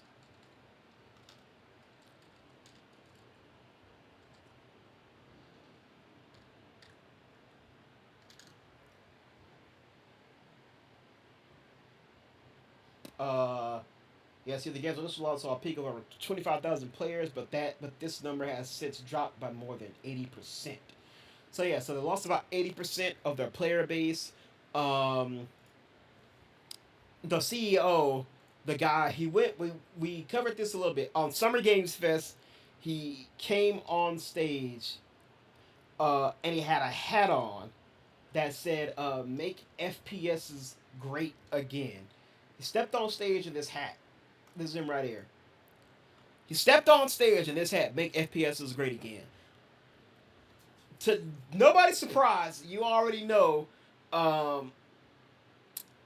the country is going through some shit right now, mostly due to the Cheeto in chief, and his little cult, and they have their little red little MAGA hat, so he was kind of doing it as a joke to that. But he got on stage. He basically like shit on other shooters in the market, saying fuck them other niggas. Our game is the shit. Don't fuck with them. Fuck with us. Fuck with 1047 Games. You don't want your other CEOs all in your video games dancing. Come to 1040 Games. Play Splitgate 2. But yeah, so he did all that. And a lot of people didn't like it because there are some decisions being made by this motherfucker right here that is negatively affecting a lot of people in this country. So a lot of people did not think that shit was funny. He said, as we see right here, he says he's not apologizing for wearing it. He's not apologizing for doing it. And that equaled up to the game losing 80% of its player base. Here's a picture of its Steam DB page, and see all time was at 25,000. 24 peak is now only at 5, and at that time. But yeah, so 80% of its player base has been lost, and it has been struggling since then. So now, in retaliation to that struggle, they've decided that they're gonna shutter the game. They're gonna go back into beta. So they're gonna pull the game, put it back into beta, They're laying off staff, which sucks too. But also, on top of everything, they're also killing the servers for Splitgate 1. So, which is like the wildest thing I've seen. The major pivot comes a week after a thread on the game subreddit asked fans to do some soul searching about why they stopped playing Splitgate 2 and what could one day bring them back. What the fuck? Some players complained about basic stuff like not being able to pick game modes when they queue. Others were more turned up by the sequel's departure from the arena shooter roots of the original. I found Splitgate 1 more fun. It scratched the Halo itch for me. Splitgate 2 no longer does that because it has heroes, loadouts, and attachments. This is the statement on Twitter. So yeah, like I said, a lot of criticism. Seems like the microtransactions have been a big thing. They don't like the more hero shooters. Well, this person at least seems to not like the more hero shooters sort of style they're going for in this one. So a lot of things about this game not really popping off. Let's see. One big area critique is the microtransactions, overreaching, too expensive. Even after some prices were brought down. I remember that too. I do remember that they announced that they were dropping some of the prices for the microtransactions. I do remember reading that. Anyone who already spent money on the game won't be getting a refund either. All of those cosmetics will continue to be available after a year and presumably once the game relaunches in 2026. But anyone who's already sunk a good chunk of change into Splitgate 2 at launch might feel a bit burned. The likely alternative, however, could mean the game and studio shutting down entirely. Very true. Because they're basically doing the multiverses thing. Remember, multiverses came out, and they're like, "Hey, after a little while, it's not really popping off like we thought it would. We're gonna close the door. We're gonna take it back to beta, and we're gonna come back sometime next year." And they did that, but unfortunately, it stopped on all their momentum, and they were never able to recover after that. And it's one of the games in the WB graveyard right now. That would be the case with Splitgate 1 at least, whose roughly 100 concurrent players on Steam will soon be heading into their final matches. 1047 also wouldn't confirm the number of new layoffs to Polygon, but confirmed more on their way following a small round in June. Damn. And like I said, the dumb make FPS great again. MAGA hat wore during the Summer Games Fest. They put in a Battle Royale mode. Nobody's fucking playing Battle Royales anymore. He initially defended it, said he wouldn't apologize. He did later walk it back, but pointed to Death Stranding 2 director running a similar one at some point and not getting any flack for it. But folks tried to deflect and blame others. So yeah, so this game is in a lot of trouble. A lot of it is just some bad practices, which is the biggest thing with gaming right now. It's just the commercialization and the business practices of games are really it is one of the shittier things going on in the industry right now. And of course, to top it all off, the third straight game and studio in a row we talked about that involves layoffs. You gotta fucking hate it. But alright, and some hopefully more positive news for all my fighting game fans out there. Guess what? Marvel Tokon Fighting Heroes will be playable at EVO 2025. Arc System Works' Marvel themed tag fighter is coming to Las Vegas. Arc System Works shocked the fighting game when Marvel Tokon was announced. Sleek anime style with a new 4v4 mechanisms. ASW's next project instantly became one of the most highly anticipated games in the fighting scene. And next month, it will be playable to the largest fighting game tournament in the world, EVO 25. PlayStation's blog gives details on the upcoming playable EVO build, which will be open to all attendees on the show floor. That's cool. 6 characters will be playable: Cap, Iron Man, Miss Marvel, Storm, Star-Lord, and Doctor Doom. And all who play will take home a commemorative pin after their demo ends. So that's cool. So if you're going to be at EVO, you're going to be able to get your hands on a very early build of Marvel Tokon. So that's real nice. Members of the Marvel development team for both Arc System Works and Marvel Games will be part of a developer combat panel at the showcase. It's going to happen on August 1st. It's also live streamed on the EVO's YouTube channel. EVO takes place in August, between August 1st and 3rd. Like I said, in Vegas. Street Fighter 6, Tekken 8 more. Yeah, you know. So yeah, so Marvel Tokon is going to be at EVO. So that's pretty cool. I think it's a great little spot for them to be at and have a presence and give people their first little taste of the game and probably get some nice feedback as well. All right, that is it for video games. Now Now we will be moving on to television. All right, now we are on to television. All right, so we got Black Panther animated spinoff Eyes of Wakanda set to premiere three, three, th- 3 weeks earlier. Head back to Wakanda a little early. The new animated Black Panther spinoff is set to debut earlier than expected on August 1st.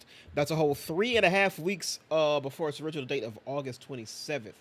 It'll be 4 episodes. Will premiere that day and be available to watch. So all 4 are going to drop on the same day. We're going to explore different time periods as each episode plays out in an entirely different time and place. So it's an anthology series. That said, the show centers on Winnie Harrow's Noni, a former Dora Milaje member, and new I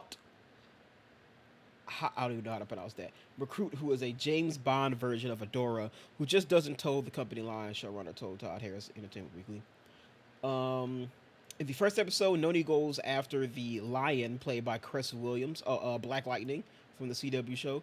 A former Wakandan himself, but he portrayed his homeland by stealing its technology and installing himself as a warlord as a result.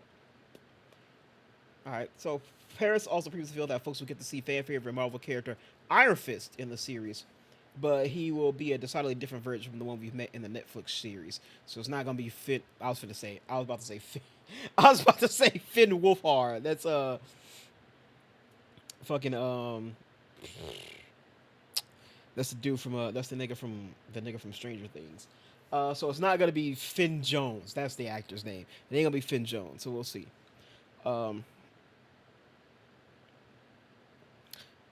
I was so disappointed. But he's good. So yeah. So Eyes of Wakanda coming a little early. Let's 30 seconds. I guess we can play it. Look in on this trailer. Just for a smidge. It's only 30 seconds. So.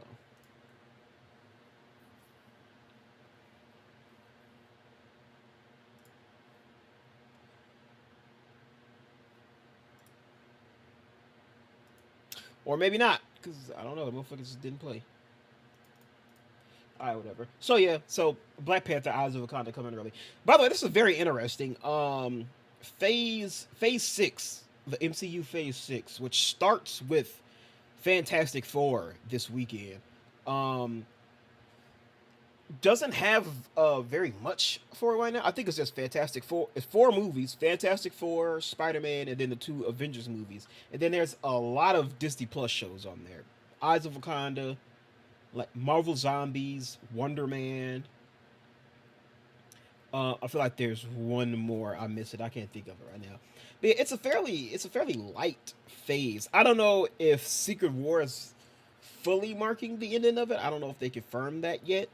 But I don't think so. I know they have like some dates still like marked to have a movie, but I feel like if they're gonna have a movie, especially if it's gonna release in the next 2 years, I feel like production needs to like start like should have started already. Especially if it's a big one like a Doctor Strange or a Black Panther. I feel like production should have already started. If it's going to release next year or in 2027. 2027 does leave a little bit more room because you do still have about, a year and a half or so now. But if anything else was released in 2026, I feel like it would have been started. But yeah, so Black Panther, Eyes of Wakanda coming early. All right, next up, Assassin's Creed live action series greenlit at Netflix. By the way, this is another Jordan King, another Jordan King article, the only writer for Empire. But yeah, so Netflix announced that it was diving into Ubisoft Words of Assassins and Templars way back in October of 2020, just 3 years after the underwhelming Michael Fassbender movie. It's been radio silence since then, but today, on the 17th, that is, the greenlit confirmation brings with it renewed hope for the show. Oh, who's attached to this? Okay, co-showrunners said they didn't say who's the showrunners. Okay, Westworld alum Roberto Patino and Halo's David Weiner have signed on to serve as creators, showrunners, executive producers. Can't lie, that makes me a little skeptical. Halo, for as I understand, was not good, especially as a damn Halo adaptation. They did not stay faithful to the damn show, like I mean the games, like at all. So to my understanding, I never watched it, but I did because I heard it wasn't good, so I never even bothered to even check it out. But yeah, I heard that wasn't good. Oh, Westworld started very well, and then it just kind of fell off as it continued to go. So I can't lie, little skeptical about the people they got running it right now. But yeah, so they said, "The fans, every day we work on the show, we come away excited and humbled by the possibilities that Assassin's Creed opens to us. Beneath the scope and spectacle, the parkour and thrills is a baseline for the most essential kind of human history. About people searching for purpose, struggling with questions of identity and destiny and faith. It's about power and violence and sex and greed and vengeance. But more than anything, this is a show about the value of human connection across cultures, across time, and it's about what we stand to lose as a species when those connections break." So nice little hype up there. So yeah, so get ready. We got some an Assassin's Creed series. It is live action, so I feel like Netflix's live action adaptations have not been great. Particularly their anime adaptations. So I can't say too much with this being a video game one. But yeah, we'll have to see. We'll have to see. Speaking of that, I think we also got news. I didn't put it down here, but now that we talking about video game stuff, I think we got some news on the Mass Effect show, and I believe, yeah, that's what it was. It involves the production team from Fallout, the Fallout TV show, which is kind of the opposite. This actually makes me a little bit more comfortable, because the Fallout show was very, very good, and the production design on there was immaculate to mirror what we got from the games to this live action show. It was great. So the fact that they're working with that team is also very cool.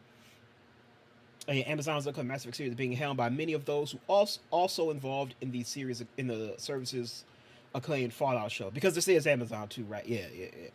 So it is. So that's cool. Granted, I am still worried that the motherfuckers writing this did like Fast and Furious, but but for both, we will hold out hope, and we'll wait for our first looks to determine kind of where the show is. So, any Assassin's Creed fans out there, we got a Netflix show coming.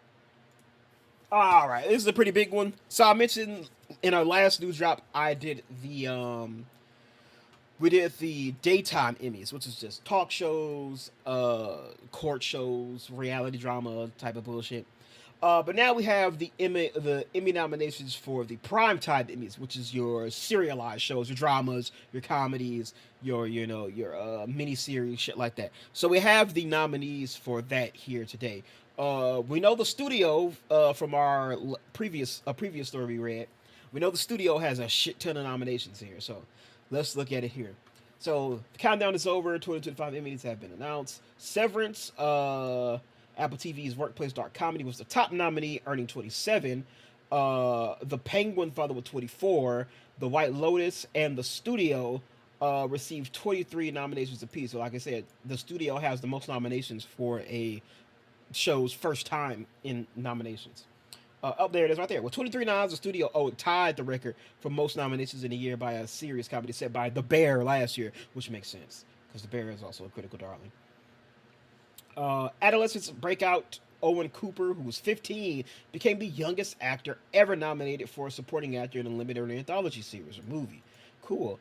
Is among 33 first-time Addy nominees on this year, along with Harrison Ford, Chloe Sevigny,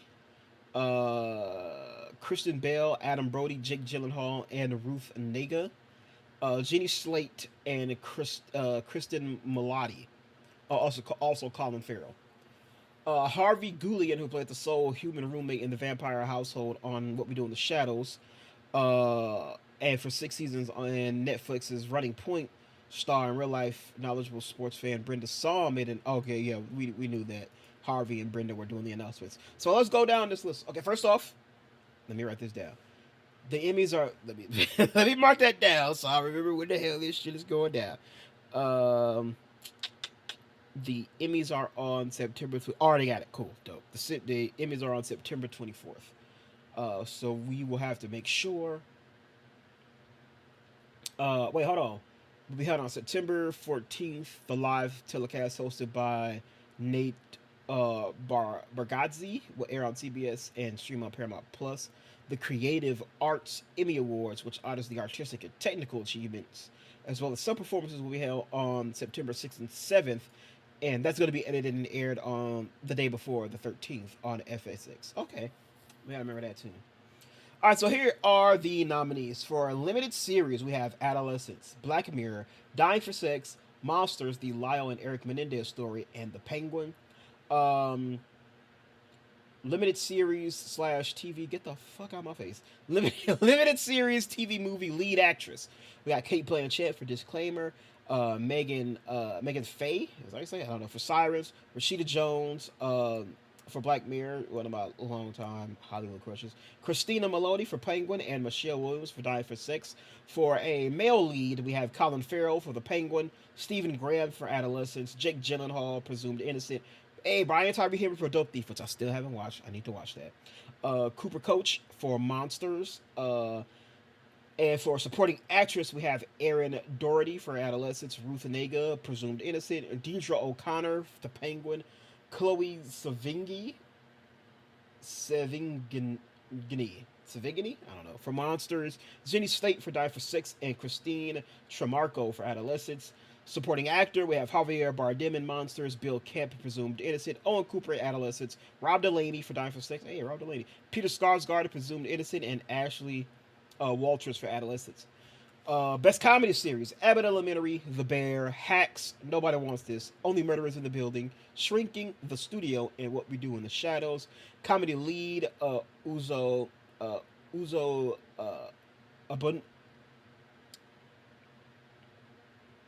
Aduba for The Residents.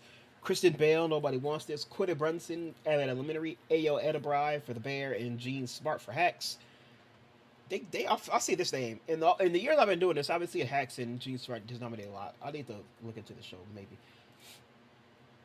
Comedy lead actor, Adam Brody for Nobody Wants This, Seth Rogen, The Studio, Jason Segel, Shrinking, Martin Short, Murders in the Building, and Jeremy Allen White for The Bear. Supporting actress, Lisa Colon-Zayas, The Bear, Hannah Inbinder, Hacks, Catherine Hahn, The Studio, Janelle James, Abbott Elementary, Catherine O'Hara, The Studio, Sheryl Lee Ralph, Abbott Elementary, Jessica Williams, Shrinking, and then comedy for a supporting actor, Ike Barinholtz for The Studio, Coleman Domingo, The Four Seasons, Harrison Ford, Shrinking, Jeff Hitler, Somebody Somewhere, Ebon Moss-Bacharach, The Bear, Michael Urie, Shrinking, and Bowen Yang for Saturday Night Live. Oh, that's pretty damn cool.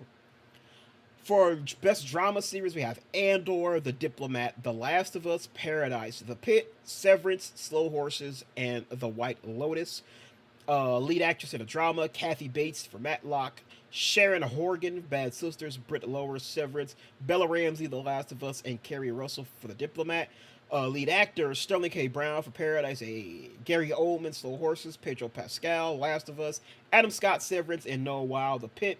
Supporting actress in the drama, Patricia Arquette, Severance, Carrie Coon, White Lotus, Catherine Lanassa for The Pit, Julianne Nicholson, Paradise, Parker Posey, The White Lotus, Natasha Rothwell, White Lotus, and Amy Lou Wood for White Lotus as well.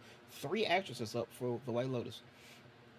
And for drama supporting actor, Zach Cherry, Severance, Walton Goggins, White Lotus, Jason Isaac, White Lotus, James Marsden, Paradise, Sam Rockwell, The White Lotus, Tremel Tillman, Severance, and John Turturro for Service. Best TV movie, Bridget Jones, Mad About a Boy, The Gorge, Mountainhead, Nonis, Rebel Bridge, Talk Show, Daily Show, Jimmy Kimmel Live, Late Show with Stephen Colbert. You think with the fact that it's being canceled, you think they're just going to give this the award to them? I can see it happening. Reality competition, Amazing Race, RuPaul's Drag Race, Survivor, Top Shelf, and The Traders, and scripted variety series we have Last Week with John Oliver and Saturday Night Live. So that is all of our Emmy nominations for the Emmys. So we're gonna be making sure, we're gonna be back with the winners on September after the 14th. What is that? Is that a Saturday? I think it's a Sunday because I think they always air on a Sunday. Yeah, September 14th is a Sunday. So we'll be there September 15th, our news drop for that Monday with the results and our winners list. So be on the lookout for that. But yeah, those are our Emmy nominations there. So good shit. All right, next up. This is a pretty funny one because we talked about this in the last news drop. The issue South Park was having because they were struggling to ink a deal due to the buying and selling of Paramount and shit. But we got some news because they inked a deal, $1.5 billion deal, so they were finally able to air their season 27 premiere. And in it, these motherfuckers went in on Trump, apparently, in the season 27 premiere. South Park lampoons Trump in shocking season 27 premiere as creators ink $1.5 billion deal. The long-running satire returns after nearly 2.5-year hiatus as a battle over its future has just concluded. South Park returned to television Wednesday after nearly 2.5 years, kicking off season 27 with a hilarious and, as expected, controversial premiere with the show taking on President Donald Trump, depicting him in bed with series regular Satan, which they used to have for which is the spot they used to have for Saddam Hussein. So that lets you know where they at with him. Government censorship, the death of wokeness, ChatGPT, and religion in the nation's public schools were the main topics of the season premiere. Bro, they have 2.5 years gone. Literally just the 7 months just this nigga's been in office. They have so much to fucking work with. But these 2.5 years, they got a lot of shit they can work with. They can work with for these next couple seasons. Because I know South Park likes to keep their shit very relevant. So, so relevant that sometimes they'll be finishing up an episode hours before it's supposed to air because they do rewrites and shit to talk on current things. But yeah, after Carmen learns of the government's cancellation of the NPR, where liberals bitch and whine about stuff, an assembly is called by Sirius' favorite PC principal, who introduces the guest, Jesus Christ. Before the first act break, the town's parents are rioting and a cutout of President Trump turns up. The pilot shifts to the White House and a president at odds with Canada and lying naked in bed with Satan with his small penis on full display. God damn. The premiere episode, which was held back in a weeks-long delay as a new deal for the show was ironed out, follows Trump as he finds himself in crisis when his South Park supporters turn on him over Jesus entering the education system. After being depicted shimmying through a White House lawn party, the president finds himself on a call with Randy Marsh, which concludes with Trump threatening to sue the people of South Park for $5 billion. If y'all don't know, that's a joke because Trump actually did sue some station. I think he sued some station for a couple $1 million because they was talking bad on him, and that suit was one of the linchpins on why the deal with Paramount and Skybound was taking so long, because they had to settle that before they could move forward with the merger. And well, I see they mentioned it down here, but so we'll wait till we get there. Trump is back in bed with Satan in the following scene, where the devil confronts the president about rumors that his name appears on the notorious Epstein list. It's weird that whenever it comes up, you just tell everyone to relax. You're still talking about that? Are you talking about Epstein? Are you still talking about him? What? That creep, he's been dead for 10 years. Why are we still talking about it? Adding that Trump reminds him a lot of someone else he dates, and of course, last time I mentioned Saddam Hussein. By the end of the episode, Paramount and the cancellation of The Late Show with Stephen Colbert come up as Jesus pleads with the people of South Park not to mess around with Trump. The town settles Trump's lawsuit for $3.5 million, but must also produce pro-Trump public service announcements. Check out the not safe for word deepfake ad below, which gives Trump a teeny tiny man up close. We will not be checking that out because I don't make money from YouTube. I don't make money from YouTube anyway, but I don't want my shit to get blocked and banned. Let's see. The premiere enduring animated series known for cannonball politics and pop culture. Yeah, we know. Paramount Global and Matt Stone Straight Parker's company Park reached a new licensing deal. Their agreement allows South Park's new season to debut as scheduled and for a run of 50 new episodes over 5 years, which will all debut on Paramount-owned Comedy Central. The company's added an expansive new streaming partnership via joint venture South Park Digital Studios, which brings the South Park library to Paramount Plus in the U.S., but it will remain in the HBO library for now and globally. New episodes will also stream on Paramount Plus in the U.S. the day after airing on Comedy Central, and this is valued to be at $1.5 billion. Okay, cool. I gotta watch this episode now. The deal comes after a behind the here it is. Okay, so the deal comes after a behind the scenes legal dispute between Park County, Paramount Global, and Skydance, which is set to assume control of Paramount in the coming weeks. This merger is a shit show and it's fucking up South Park. That's what they mentioned before. We are at the studio working on new episodes, and we hope fans get to see them somehow. Park Stone on social media. Stone, however, said earlier today that he and Parker and their team are grateful and thank Paramount and co-CEO and president of Showtime MTV, Chris McCarthy, and COO Kelly Hills Edgar for the years of great partnership. So yeah, so they finally were able to ink a deal. They got it. They're good. All that good shit. I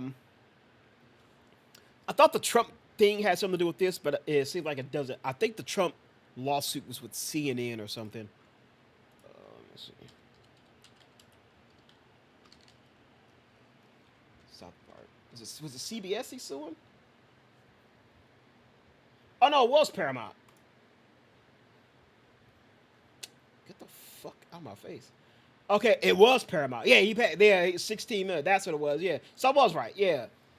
So yeah, so he sued them, and they had to settle that suit before they could move ahead with the merger. So that was a whole nother role that played a role in why South Park was going on. And then this is the deep fake stuff they was talking about. They was making fun of him. I just thought that shit was funny. We kind of talked about it already. When things heat up, who will deliver us from temptation? Donald J. Trump was the narrator. As a realistic-looking Trump stumbled across a desert landscape. No matter how hot it gets, he is not afraid to fight for America. Trump takes off suit, red tie, and white underwear until he collapses on the sand wearing just his loafers and black socks. As he lies down, a small googly-eyed penis peers over his stomach and says, "I'm Donald J. Trump, and I endorse this message." So that's what the video is. We'll describe it, but we ain't gonna watch it. Trump, his penis is teeny tiny, but his love for us is large. The narrator concludes, while the PSA links to the website HeTrumpedUs.com, which confirms this parody contains synthetic media. So yeah, so there you go. So yeah, so I was right. So yeah, so Paramount had to settle this suit with Trump. As he sued them, so they had to pay him $16 million. And once that suit was wrapped up, then they were able to move ahead with the merger. That was what was holding everything back. The lawsuit with that, because they had to settle the lawsuit before they could move ahead to settle the damn merger.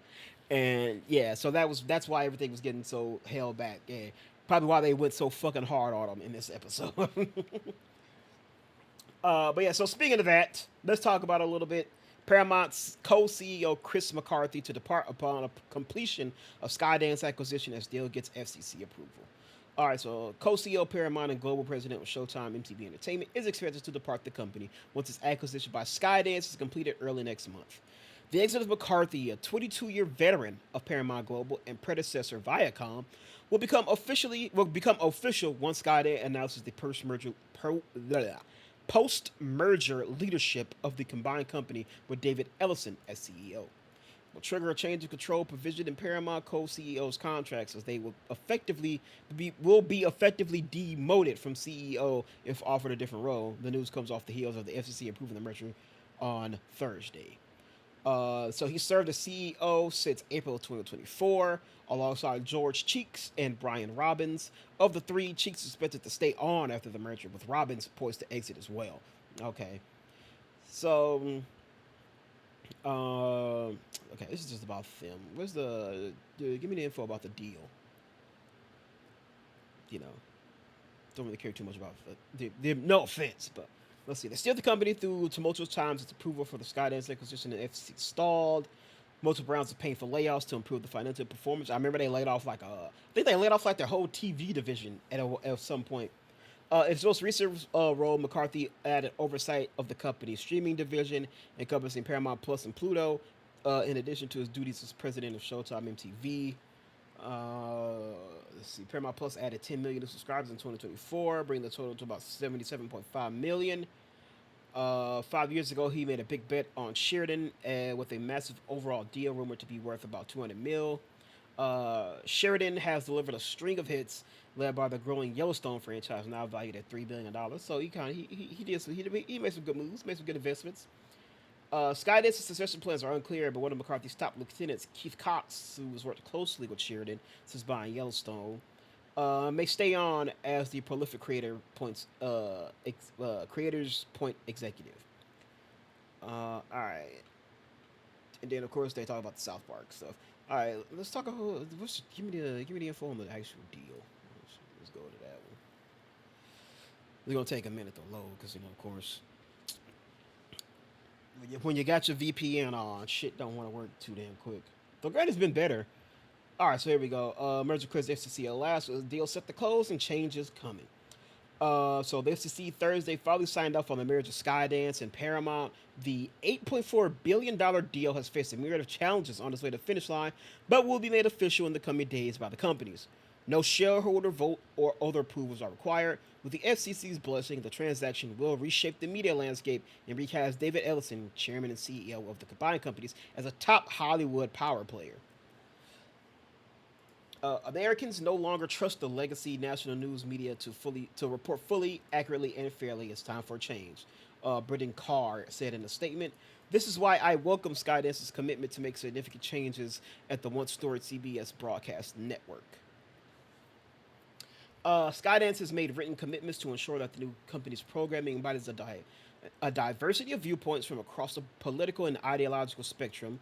Okay, good news there. Skydance will also adopt measures that can root out the bias that has undermined trust in the national news media. These commitments, if implemented, will enable CBS to operate in the public interest and focus on fair, unbiased, and fact-based coverage.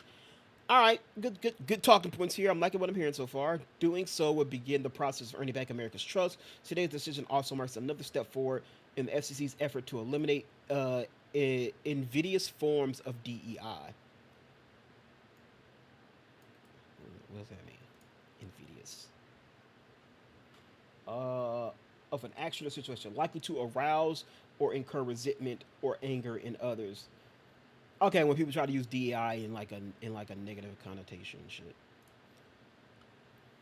Tell me what it is. By the way, that brand new Tyler album is fire. Read the full. Okay, I don't know. Read the whole thing. The merger was announced in July 2024 after a rocky courtship, only to face uncomfortable headwinds and awkward headlines as it contended with the new administration in D.C.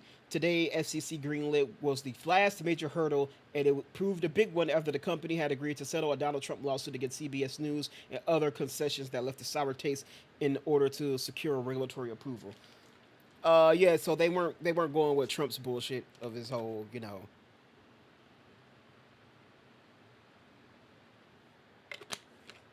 no DEI, no fake news. I only want you to say positive shit about me and my cabinet. don't say nothing negative about me.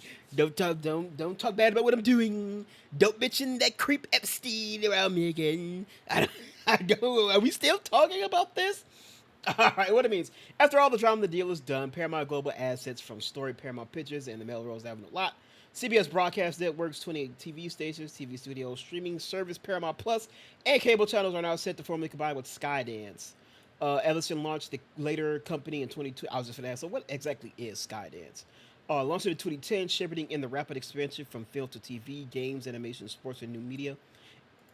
Is Skydance? No, that's Skybound. I'm about to say they do the Walking Dead shit. Skydance has also been a long-time partner with Paramount and co-financer for franchises like Mission Impossible, Star Trek, Transformers, and Top Gun. The deal marks a notable C-suite comeback for Jeff Shield, head of Redbird Capital Sports and Media, who will be president of the merged company. Edison and Shield will step in for the unusual CEO troika of George Cheeks, Brian Robbins, and Chris McCarthy, who have been running Paramount Global since Shari Redstone, controlling shareholder of Paramount, ejected former chief Bob Bakish in April 2024. the trio slash cost for thrives of layoffs and a major reset. And we just read that I think they said what Robbins is probably the only ones who's gonna stay on. Chris McCarthy and George Cheeks are gonna exit. So yeah, so that's what it is. So big new media thing coming off. Okay, here's the Trump stuff. Trump won the election with a grudge at mainstream media and a flurry of lawsuits against outlets. $20 billion chance of CBS is 60 minutes. Oh, he sued over a 60 Minutes interview, a 60 Minutes episode. So that's what it was. Longtime executive producer of 60 Minutes, Bill Owens, resigned, citing concerns over editorial independence. Wendy McMahon, president of CBS News, also left dirty disagreements with Paramount on the path forward. CBS announced plans to end The Late Show with Stephen Colbert just days after its host Trump critic called the 60 Minutes settlement a big fat bribe. Protesters are flocking to Ed Sullivan Studios to say, so yeah. So, so I guess that will, Paramount, Skydance, they're together, merger's done. I'm not gonna lie, for as good, I don't know how much good this is gonna equal, but I will say all these mergers and stuff do kind of worry me. I'm worried that some of these companies are gonna be too fucking big to have too much of a monopoly on shit. All these fucking mergers that keep happening. So we'll see what comes of it. But one of the worst things to come out of it, as I just read earlier, but CBS to cancel Late Show with Stephen Colbert, citing financial decision.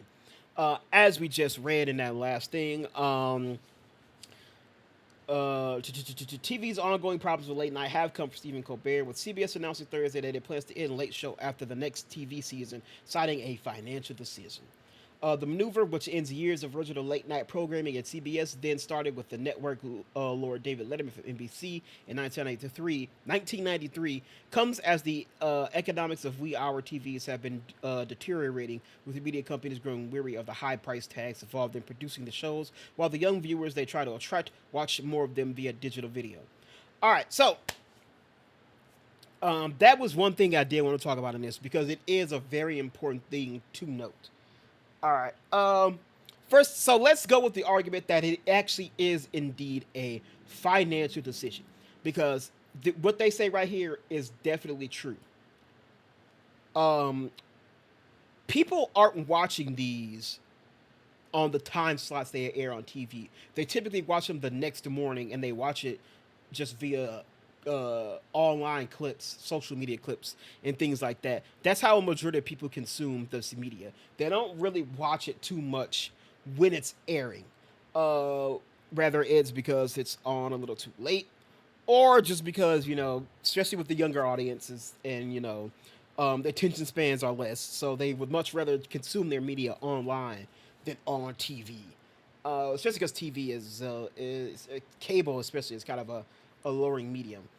So if it's that way, I understand it, because that is definitely a true thing that you kind of have to navigate through shit.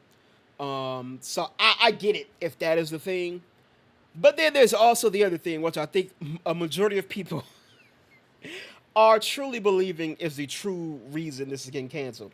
Remember, I just said Trump sued CBS for a 60-minute episode, and they had to pay out fucking $15 million to Trump. And because of that lawsuit, it also massively stalled the Paramount Skydance merger that they were having. It stalled that too. So you got to think, if Trump already sued from a 60 Minutes thing and they had to pay $15 million, and that in turn sort of, backed up big things they were trying to do with the merger, Stephen Colbert has been one of the most vocal and present detractors of Trump so far, especially in this run of his office. And he's been one of his biggest critics, and one of his one of the faces that's been the most viewable in criticizing Trump. So there is a thought process that CBS canceled this because they fear that Trump might be coming after them again because of what Stephen Colbert said, especially as we mentioned before when he called the lawsuit and them settling a big fat bribe. So that's the two thought processes going into this right now. Colbert, who was informed of the network's decision Wednesday evening, according to a person familiar with the matter, told the audience about it at the taping for Thursday's broadcast. It is a fantastic job. I wish somebody else was getting it, he quit, while offering thanks to CBS executives and the 200 or so staffers who work on the program. Audience members booed. Yeah, I share your feelings, said Colbert. It's not just the end of our show, but it's the end of the Late Show on CBS. I'm not being replaced. This is all just going away. There has been growing speculation that both Colbert and Jon Stewart, who hosts one broadcast of Comedy Central's The Daily Show each week, could be under growing scrutiny from executives at Skydance Media, which is slated to acquire. We talked about that. Indeed, Senator Adam Schiff, a California Democrat, took to social media Thursday after taping a Late Show broadcast and said, "If Paramount and CBS ended the Late Show for political reasons, the public deserves to know, and it deserves better. I agree." CBS has already been winding down its activity around midnight. The network recently canceled After Midnight, a companion program that aired after The Late Show and featured comedian Taylor Tomlin. She decided to leave to focus on her own stand-up, even though CBS had sought a third season of the show. It's no secret among staffers and executives that with late night that the business of the format has been in decline. Young people are the very consumers jumping first to new streaming behaviors that are less tied to watching programs at a specific time and date. That is also very true. That's what I'm saying. Like the other side I get as well. If this truly is a business decision, they are actually providing pretty damn good examples as to why they have to do it from a business and financial standpoint. Hosts like Jimmy Fallon, Jimmy Kimmel, and Colbert continue to generate headlines and digital memes that still build sizable live audiences that the networks and the distributors and advertisers covet, but less so, and the ranks of hosts have narrowed in recent years. So too have episodes of the shows. None of the medium's regular hosts holds forth on Fridays any longer. I didn't even know that. With Fallon's Tonight, the last to give up the fifth night of the week. Like, I didn't even know that. I didn't even know they only go live for 4 days out of the week now. I didn't even know that. Still, CBS's decision has puzzled others in the industry. The exit of a popular late-night host is the kind of thing that might be announced during upfront meetings with advertisers in May, so as to boost interest in the program for its last year on air. Johnny Carson unveiled his decision to leave NBC's Tonight Show at a presentation to advisors at 91. Letterman was celebrated as one of CBS's regular upfront spectacles at Carnegie Hall, a decision that helped weigh appetites for the last few months on Late Show. Let's see, we just talk about more stuff. Something I mentioned always, like Colbert will next year wind up on a colorful one. When he took over Late Show in 2015, he had to navigate a new role. He was no longer the bolivating conservative character he portrayed on Comedy Central. He had to instead find ways to be his authentic self, even though he had not revealed such a persona to the public in the past. All right, let me just talk about the show. All right, so yeah, there you go. The Late Show is going to be canceled. They're going to go for another year, and then it's going to be over. Whether it's due to financial reasons or political reasons, you know, that's up for you to decide.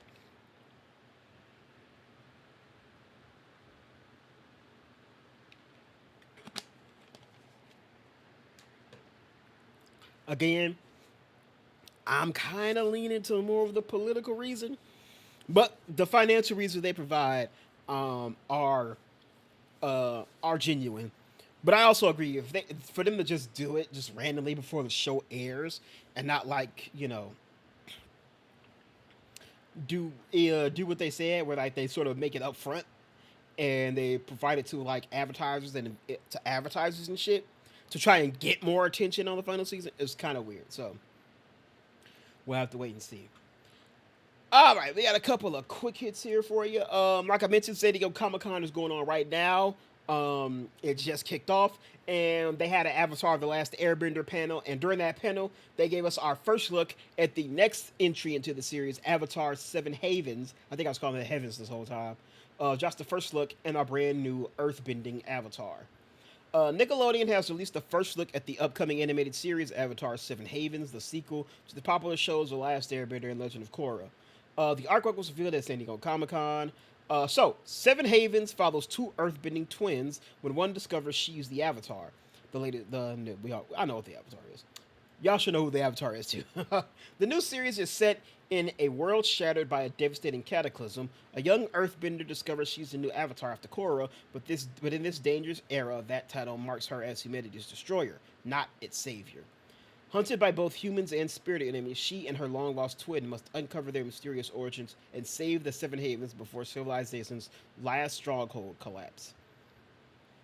So the first image is also shows the young Avatar and her half cat, half lemur looking pet. Of course, you're an Avatar, you gotta have your animal companion on there as well. Another friend walks behind her on a rocky desert land with the city in the far distance and mysterious lights brightening the city. Yeah, so they had their 20th anniversary panel, which is fucking crazy to think that Avatar's last Airbender is 20 years old. That's crazy. Had a bunch of the voice actors: Janet Varney, who was Korra; Mae Whitman, who was Katara; Zach Tyler Ensign, who was Aang; Jack DeSena, who was Sokka; Michaela Jill Murphy, who's Toph; Jeannie Kwan, who was Suki; Dante Bosco, the boy Zuko; and D. Bradley Baker, who voiced a lot of the animals.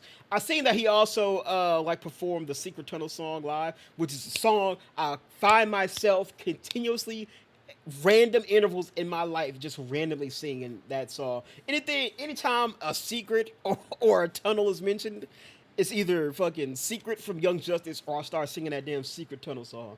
Secret Tunnel. Secret Tunnel. Okay, Seven Havens isn't the only Avatar project coming up.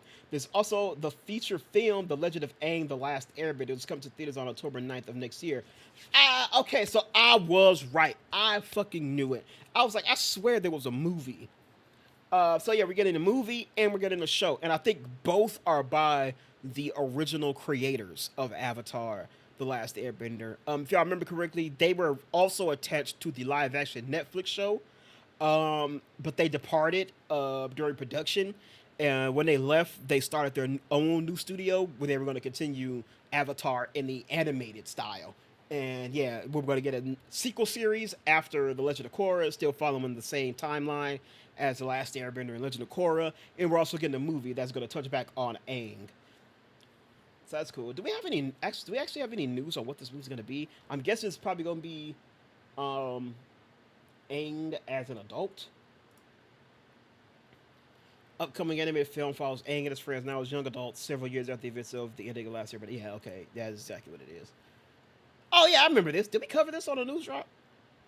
I don't remember. We probably did. Maybe.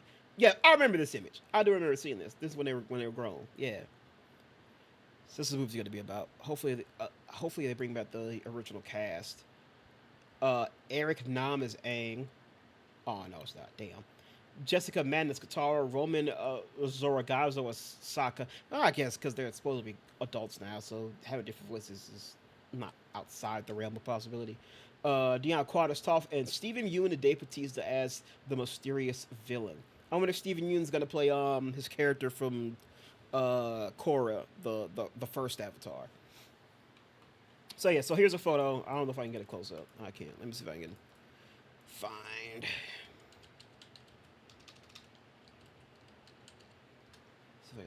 I should get a good image there. There we go. There's a picture there. So that's the new Avatar. That's their little pet. Somebody, mysterious person in the background. And then this nice little wonderful landscape there in the back. So new Avatar. I'm excited. It's no date, no time period, no release window just yet. So we'll have to see. I wonder if it's gonna be before or after the movie. So yeah, new Avatar drop. All right, so gotta get into some little sad news here. I mentioned it earlier. They say death comes in threes, and we got hit with that shit pretty damn hard in the last couple of days because we have 3 in memoriam sections here that we're gonna talk about. So we're gonna start it off with this. The Cosby Show star Malcolm Jamal Warner dies in accidental drowning at 54. The Emmy-nominated actor and director played Theo Huxtable on the long-running Bill Cosby comedy. The actor and director died Sunday in an accidental drowning off the coast of Costa Rica, according to ABC News. With the Costa Rican National Police noted that Warner died from asphyxia. Warner died near Cocos? I don't know how to say that. a beach in Lehman after getting caught by a strong ocean current. His body was recovered and formally identified by the police. Warner's role on the longtime Bill Cosby series earned him an Emmy nomination for Outstanding Supporting Actor in a Comedy and positioned him for later success in Hollywood. His more recent TV work included that of the role of the surgeon A.J. Austin on medical drama The Resident and courtroom drama Accused, both on Fox. Everyone at Fox was heartbroken by the tragic loss of our friend and colleague, the extraordinary Malcolm Jamal Warner, Fox Entertainment said Monday in a statement. While his iconic roles from comedic to dramatic are unforgettable and timeless, Warner will be remembered most for his warmth, kind heart, and lasting impact he had on his friends, family, and fans everywhere. So he also appeared on other things like ABC's 10 Days in the Valley, FX's American Crime Story, The People vs. OJ. He's also in Community as well. Malcolm and Eddie, though it didn't last long, classic black sitcom there. But of course, you know, his main, most known breakout role was as Theo Huxtable on The Cosby Show there as well. So Warner made his film debut in Drop Zone in '94. He appeared in Fool's Gold in '08 opposite Matthew McConaughey and Kate Hudson and Donald Sutherland. And on the stage, he appeared in the off-Broadway play Three Ways Home, Crying Shame, Free Fall, and the production of A Midsummer's Dream in the La Jolla Playhouse in California. Information on his survivors was not immediately available. So unfortunately, he Hamlin starred alongside Tracy Ellis Ross in the BET series Read Between the Lines. He directed the AIDS awareness video Time Out, The Truth About HIV, AIDS, and You, which featured appearances by Magic Johnson and Arsenio Hall. So yeah, and then like I said, a bunch of other stuff he's in. Sneaky Pete, Major Crimes, Suits, I mentioned Community, Sons of Anarchy. He's in Sons of Anarchy? I don't remember that. Michael J. Fox Show, The Cleaner, and Dexter. And then as a director, he helmed some episodes of The Cosby Show, Fresh Prince of Bel-Air, and Sesame Street. So that's a sad one. Rest in peace to Malcolm Jamal Warner. Then we have another one here. Let me zoom in for this one. Ozzy Osbourne dies at 76 weeks after his farewell Black Sabbath concert. The heavy metal rocker lived for years with Parkinson's disease. The Black Sabbath rocker lived with Parkinson's disease. Earlier this month, Osbourne played what was dubbed as his final bow from a throne at Villa Park in the UK. Born Michael Douglas Osbourne, the English musician, rose to fame as the so-called Prince of Darkness with his heavy metal band Black Sabbath, which he co-founded in 1968. The band released popular hits like Paranoid, Iron Man, and War Pigs. After his 1979 departure from the band, Osbourne launched a successful solo career beginning with 1980's Wizard of Oz, which had Crazy Train. He became widely known for his wild on-stage persona, including famously biting the head off a bat during an '82 concert, which he later got a rabies. He released 13 albums. It was inducted twice into the Rock and Roll Hall of Fame in 2006 with Black Sabbath, and once again in 2024 as a solo artist. But of course, not only did he make massive waves in music, he also made massive waves in pop culture, which is where I most notably know him from. He's like one of those. I'm not a metal fan. I don't listen to metal music at all. But even I knew who Ozzy Osbourne is, mostly because he had that crossover appeal. Outside of music, he had an influence of pop culture. He became a part of the reality TV show family thanks to his hit MTV show, The Osbournes, which of course documented his life along with his wife Sharon and their children Jack and Kelly. The show illuminated darker sides of his personal life. It was revealed his struggle with substance abuse and mental health. The show ran for 4 seasons to 2002 to 2005. Osbourne announced he had been previously diagnosed with Parkinson's disease. I did not know that. In January 2020, a condition he later told Los Angeles Times he had lived with since 2003. Wow.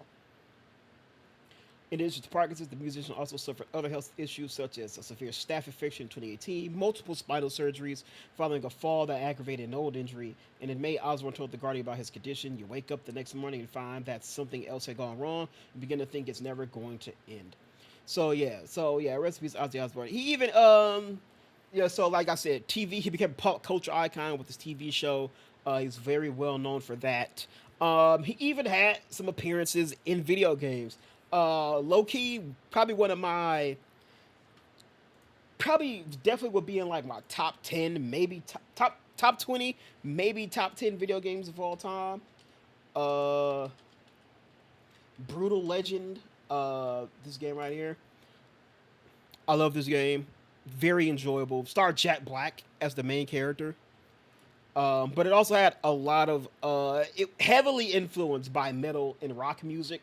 And there he is right there. In it is, of course, Ozzy Osbourne himself was in this game, voicing a character using his likeness and his voice in there too. Yeah, I love this game. This is a very fire game. The only thing I never liked about this game was that it has a real time strategy component to a combat thing, which is weird because it has like melee combat in it. It even has vehicular combat in it. It also has the guy from Motorhead. I don't know his name, but he's in there as well. Yeah, low key, probably one of my favorite games.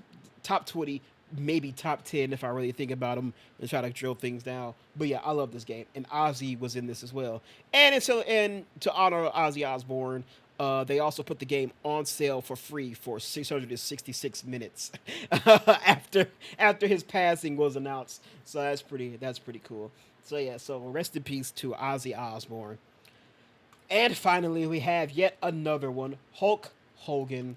Hulk Hogan, the legendary Hall of Famer, real named Terry Boella, has died at the age of 71. Known to millions as the ultimate good guy in WWE, Hogan's influence stretched far beyond the ring.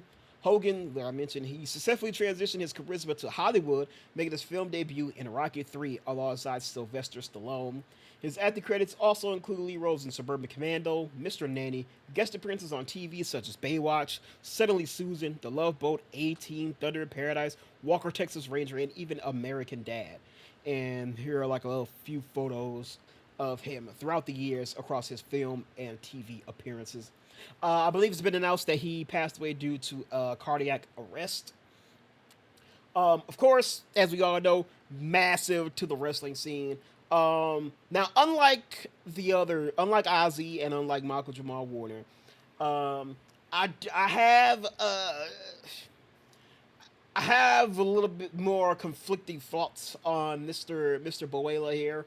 I'm a big wrestling fan as well. If I haven't said that before, so I think of the three, he's the one I'm the most familiar with, and who I probably know the most about his life off the camera more than the other two. And it's because of that is why I'm not gonna lie, I ain't gonna bullshit with y'all. I'm a big wrestling fan. I've never been a big Hulk Hogan fan. He was a time way before I got into wrestling. But I can never put down and I can never besmirch what he did for professional wrestling. There's an entire generation of people who, when they think of professional wrestling, he is the face that they think of, and he is the first name to pop into their heads when it comes to pro wrestling. He did amazing things for the pro wrestling business and helped build it into the niche, the juggernaut that it is today. And he also even paved the way for wrestlers to cross over into pop culture and to the entertainment business that we've seen for things like, The Rock, Stone Cold Steve Austin, the Batista and John Cena, the three of them doing the crossing over to Hollywood and doing the acting. He was one of the first to do that. He carried the company on his shoulders for generations, for decades, and he's been a part of some of the biggest things in wrestling. But as I said, there is a little bit of confliction here because if y'all don't know, he's also known for some very unfavorable things, I'll say, outside of wrestling. I mean, in wrestling of itself, he was very known to hold a lot of potential talent back in order to make sure he keeps his spot at the top. And anybody he kind of would work with to bring up were people who were just his good friends or people who he knew would always kind of let him stay at the top of the game. So there is that. There's the infamous story of Jesse Ventura tried to get a wrestlers union started, which is something that honestly still to this day is something that probably needs to happen. And Hulk Hogan infamously snitched on him to Vince McMahon, so that got canned. But of course, the biggest thing is back in the 2000s, he had a private tape leak of him having affairs with another woman who was not his wife, And in it, he went on a very racially charged tirade. Um, there go the motorcycles. Yeah, extremely racially charged, extremely racist. He even himself openly admitted to being a racist. There was a story where he said one of his worst fears is that he be reincarnated as a black woman. So there you go. And no, it was there was a story. His son got into a car accident, and he said that he think that was punishment for having that thought, for his fear of that he be reincarnated as a black woman, and his son being in a car accident. So yeah, and when he had the opportunity when it came out, and he had the opportunity to apologize and go, you know what, and face all that scrutiny, instead of going, you know what, maybe I should try to make myself a better person and make a public, well-known apology to the African American community, especially when you think of all the African American people who are in the wrestling business now. You think he go, oh, maybe make an apology, better myself as a person, better myself as a man. I forget he was the dean in China, Illinois. China, Illinois, super underrated Adult Swim show, by the way. I fucking love that show. Going off topic, but yeah, he never he made an apology, but the apology was more he's sorry he got caught, as opposed to being sorry for thinking the way he thought. And then of course recently he's been ousted as being a massive Trump supporter, which of course also don't help with the racism stuff. So there you go. So I will never take away what he did for the wrestling business. And like I said, it's crossover into things, other media of TV and movies. But it also sucks when you think of somebody who is in such a position of power and is in such a held in high regard in, while very niche, business that does have a lot of African Americans in it. For somebody to be admittedly openly racist, to be in a massive influence like he was, is a little troubling for me. But again, Hulk Hogan, the character, tremendous things for the wrestling business. I can never take that away. I never will. And I can't besmirch any of that because he did indeed make it what it is. Terry Bollea, on the other hand, Terry Bollea is a whole other argument. So there you go. But yeah, sadly, unfortunately, yeah, 3 individuals who passed away. Now, I think it was here. There's another. I want to talk about this too. This happened, I believe, the same day as Hulk Hogan's passing as well. Chuck Mangione passed away, the jazz legend, which I wasn't going to talk about because again, it's not something in our field. But then I seen something very interesting. Jazz legend Chuck Mangione, known for Feel So Good, dies at 84. And I know something very interesting. He was also a voice actor on King of the Hill, playing a commercial spokesman for Megalomart, where shopping feels so good. And I wanted to point this out because I mentioned in one of the last fucking episodes, the voice of John Redcorn had been killed and passed away. And I said, damn, is King of the Hill cursed? Because King of the Hill also has other actors who passed away.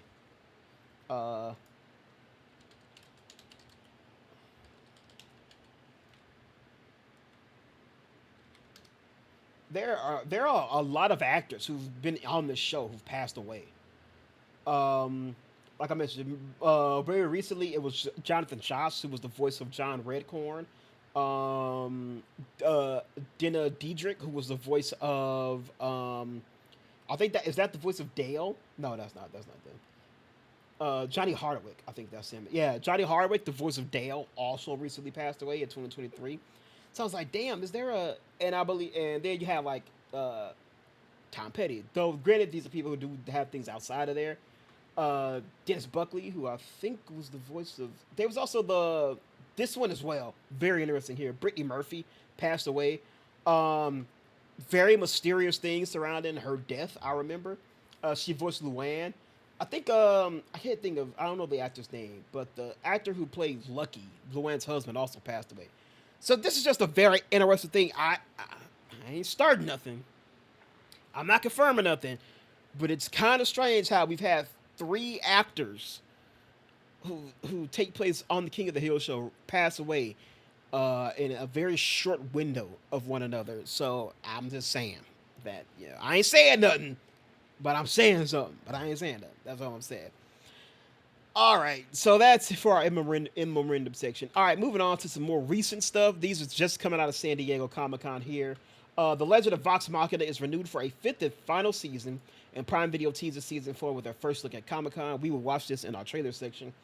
But The Legend of Vox Machina has been renewed for a fifth and final season at Prime Video ahead of the season 4 debut. The creative team announced the news during the animated series panel at San Diego Comic-Con, when it was also revealed that the series will return for season 4 in 2026, and their trailer first look.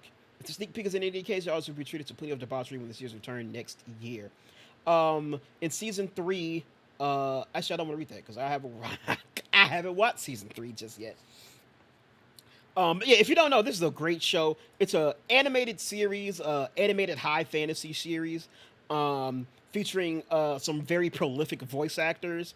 It's actually based off of what the hell is their shit called? Critical Role, which is some started by Matthew Mercer here. Basically, a bunch of voice actors get together and they play Dungeons and Dragons together, and it's been going on for like years now. And one of their campaigns was adapted into the Vox Machina series, and it airs on Amazon Prime. It's a really good show. I watched the first 2 seasons. I think literally I never watched the final episode of season 2. So, but I watched the first 2 seasons. It is a damn good show. It is very good. But it stars people like Laura Bailey, Taliesin Jaff, World of Warcraft, Ashley Johnson, Liam O'Brien, Matthew Mercer, Marsha Ray, and Sam Riegel, Travis Willingham. So a lot of prolific voice actors in the voice acting community take place in the show, and it's a very good show. So now we know season 5 will be the finale, and it will be coming back. So I'm excited for that.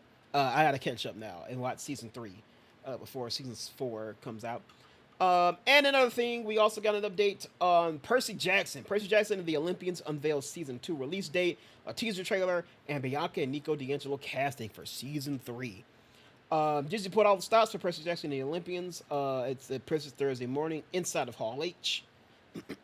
Season 2 will be arriving on December 10th. It was a little bit right before my birthday. In addition to an in-room teaser and other fun moments to hype fans up for the Sea of Monsters adventure, author and co-creator Rick Riordan also revealed casting news for season 3. Oh, they already have them. Levi Christopoulos and Olive Abercrombie have joined season 3 of Percy Jackson as siblings Nico and Bianca D'Angelo, children of Hades. Production on season 3 will be based on the 3rd book in the series, Titan's Curse, and is set to begin soon. I am saying, okay, there's them right here. I hope they dye their hair black, especially Nico. Riordan revealed the news via video message during the panel with stars Walker Scobell, Leah Savvy Jeffries, and Aaron Simhadri, Charlie Bushnell, and Dior Goodjohn, and Daniel Dumaire, whose casting was announced. Oh, that's the guy playing Tyson. He's new. I think Clarice is new, right? Clarice wasn't in season 1, was she? Yes, she was. She was just very, very small. The waves of reveals continued in the season 2 teaser trailer, which almost accidentally skipped over in Hall H. In the clip, I don't want to read it. We're going to watch it ourselves. Yeah, so they're just talking about the season 2 trailer. So season 2, the second book, I don't even need this to read this. Book 2 involves them venturing to the Sea of Monsters in order to find the Golden Fleece, infamously known to be found by Jason and the Argonauts. Argonauts. Jason and the Argonauts. Yeah, in order to heal the pine tree that keeps up the barrier around the camp that's been poisoned. So they venture out to find the Golden Fleece to heal it, which takes them to the Sea of Monsters. Well, as the name suggests, it is a massive sea that is known to be ruled and occupy a variety of monsters. So that's what season 2 is going to be about. Season 2 is solid. If I was ranking them, Sea of Monsters might be at the bottom of the ranking. Not to say it isn't good. I just feel like the other stories are better. Like the Lightning Thief was better. Titan's Curse is really good. And maybe it's because it sounds between the two of those is why I kind of think it's lesser. 2 and 4 might be the low ones, but even 4 I really like though. I like the Labyrinth story. So yeah, I guess by default that makes season 2 the bottom in my rankings. It probably go. I don't want to rank right now. I can't even. I don't even think about that. But yeah, but like Lightning Thief book 1, classic. Book 3 is really fucking good. Book 3 is really damn good. Titan's Curse is extremely solid because I feel like season 1 is of course the intro, but I feel like season 2 also kind of acted as an intro to set up what the main conflict will be down the line. So, but yeah, so we got that, and we're also going to watch this teaser in our trailer section as well. So yeah, Percy Jackson season 2 coming on December 10th, based on the Sea of Thieves, the Sea of Monsters book from the series. So all right, that is it for television. Y'all already know. Now we are going to move forward and watch some trailers. We got a shit ton of trailers to watch. I think it might be like 8. I think we might literally have like 18 videos here. So we got a lot of shit to watch. So of course in the audio RAM, this is the end of the episode. If you're listening, sorry. If you're listening, thank you so much. I very much do appreciate it. Make sure you go check out some of the other stuff we have on the channel as well. The other news drops, some of the other little impressions and reviews I have on the channel. Check out all that stuff. And if you're interested, jump on over to the YouTube so you can watch some trailers with me as well. But until next time, audio listeners, I will speak to you all next time. Always remember to stay watching, to stay playing, to stay awesome. Most importantly, to stay safe out there. Until next time, I will speak to you all later. Goodbye. But if you are here in the audio realm, then let's jump into some trailers now, shall we? Like I said, it's a lot of fucking trailers here. I got 18 trailers all lined up. I think we got just 6 of all of them. 6 movies, 6 games, 6 series. So we're finna get through all of them. Because some of them are older that I just never watched because I wanted to watch it before the news drop, or I wanted to make a singular trailer reaction video, and I just never got around to doing it. So that's where we are now. So we're kicking things off. Mortal Kombat 2, the official Red Band trailer. I hope it's the actual trailer and not the... I know they had like a fake trailer before this one about Johnny Cage's movie. I hope this ain't that one, but I don't think it is. Oh, wait, hold on. Let me turn the audio for the videos up. There we go. All right, let's watch this Mortal Kombat trailer. This is the Red Band trailer, so it's going to be a little bit more violent.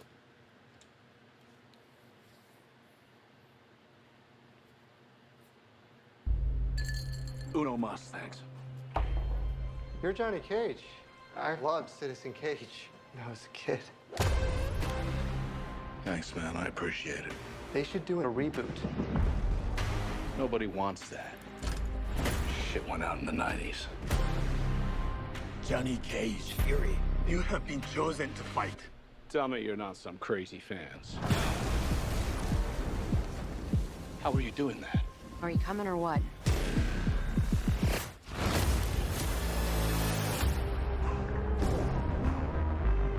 Where the hell am I? What song is this? I love the song. It's a fighting tournament. To the death.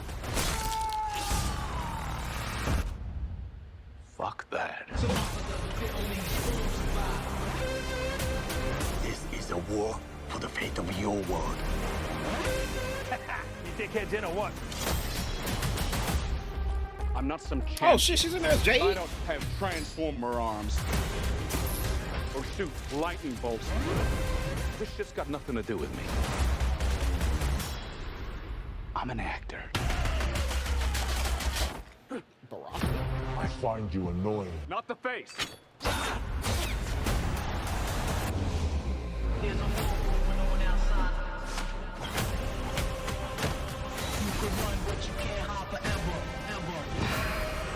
It's time That's Zendaya. to become the hero you were meant to be. All right, you big ugly fuck. Hit It's showtime.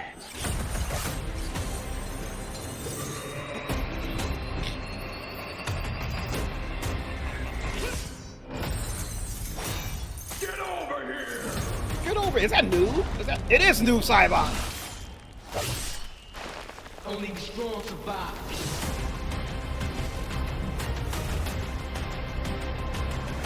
Finish him! Are you shitting me? You don't have any powers? Just incredibly handsome.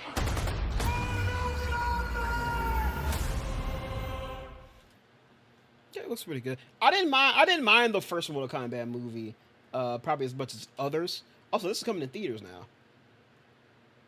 The first one had to drop during COVID, then, huh? Because the first one only came out on HBO Max. Yeah, so that means it had to come out during COVID. That's why it was on Max. Okay, I'm honestly kind of surprised. I didn't know this was coming out in theaters. I thought it was gonna be a Max movie again. So yeah, I mean, it looks pretty decent. That's kind of what I thought about the first one. It was decent. Like I said, I didn't mind it as much as probably some other people probably did. I don't have that huge. I'm not a huge fan of Mortal Kombat. Do still wish Johnny Cage was being played by The Miz. But Carl Urban's dope. I like Carl Urban. He's cool. It's coming out October 24th. Okay. No new deals on that yet. Introduced a lot of new characters in this, though. I've seen Jade, Katara. Katara was in the first one, right? Had to be, because Melina was in it. Yeah, we got Baraka in there. So, yeah, that's pretty cool. All right, next up, we got Tron Ares. Wait, let's see if there's anything more. No. Mortal Kombat 1. Who the fuck's still playing that? All right, Tron Ares, the official trailer. Since time began, man has gazed at the stars and he has wondered, am I alone?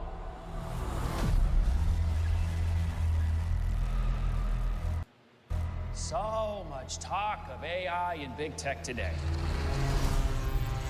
Virtual worlds, what are they going to look like? When will we get there? Well, folks, we're not going there. Evan Peters in this bitch? Here. I would like you to meet Ares, the ultimate soldier. He's biblically strong, lightning fast, supremely intelligent. Nah, I still don't know about Jared Leto. I have not seen any role from him that sold me over him as an actor. I will simply make you another. I know he had that one movie that he did really well in. I can't think of what the fuck it was. Dallas Buyers Club? Is that what it is? He did have some role. It was a very dramatic role that he did really well in. But like I said, unfortunately, he hasn't. Nothing that I've seen with him in it has really convinced me for him as an actor. Yeah, he was in that one. Yeah, I heard he was good in that one. So, but, the more nerdy sci-fi geeky shit like this, he ain't really been too much in. You're not.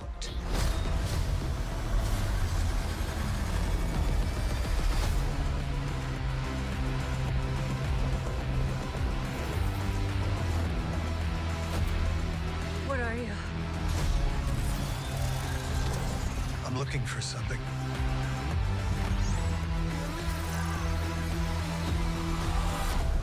Something I do not understand.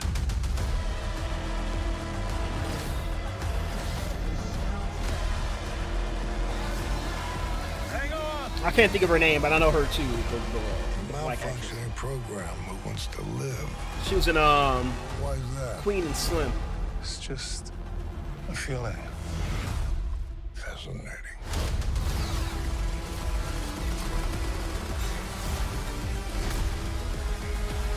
That was pretty damn cool.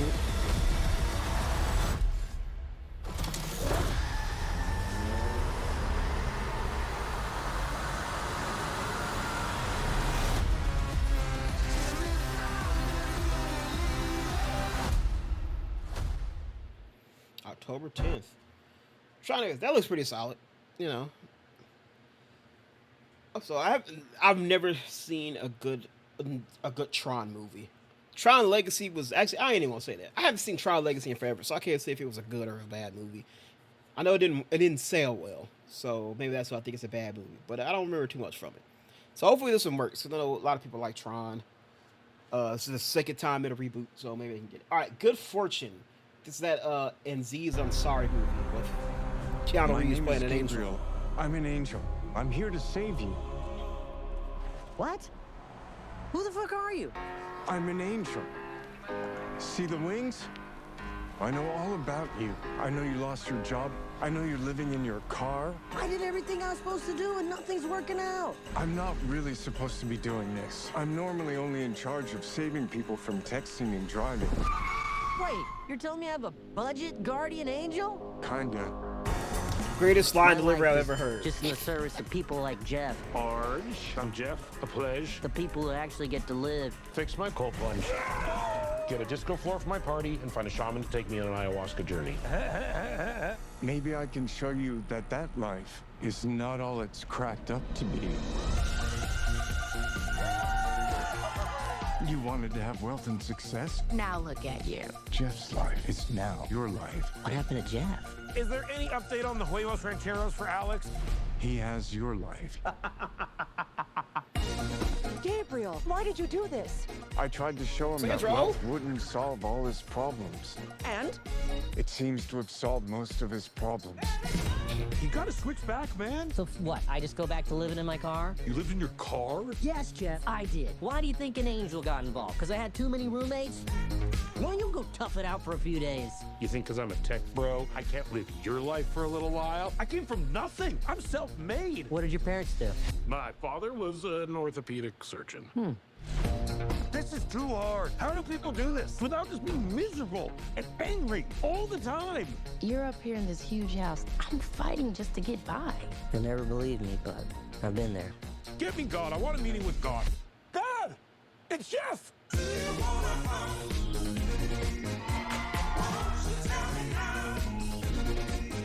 What has happened to you, Gabriel? You're smoking cigarettes now? Leave me alone, Jeff. I like it. It's all I have. Okay, I think this was better than the last trailer. Not the size of the wing. Actually, it is. Oh, that's too bad. This trailer was better than the last trailer. I like the thing of them swapping lives for him to like prove a point. I didn't expect Seth Rogen's character to also be in the loop on what was going on. I thought it would just kind of be like he lives his life and he's just kind of believed that's just been his life the whole time. So that's interesting to me. That's in October 17th. Yeah, we saw that. So nothing too much popping off here. All right, that was good fortune. Good trailer. Better than the teaser trailer. I still don't like that. You're telling me I got a budget guardian angel? What? Like that line delivery was ass. I'm sorry. All right, next Predator Badlands.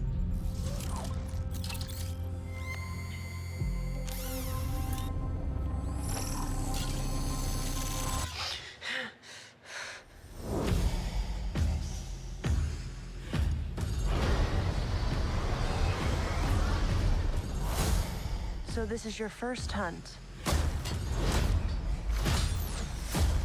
And you've come to the most dangerous planet in the universe.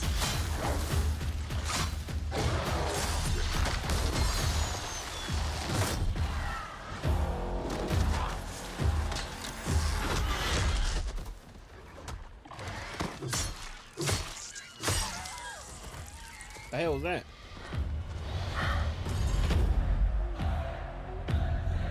Oh, same guy who directed Prey. A creature that can't be killed. The definitive apex predator. I could help you.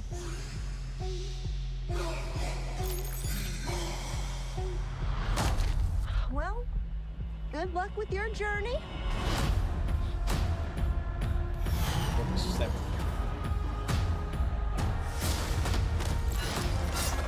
Got a pretty packed fall too, I see.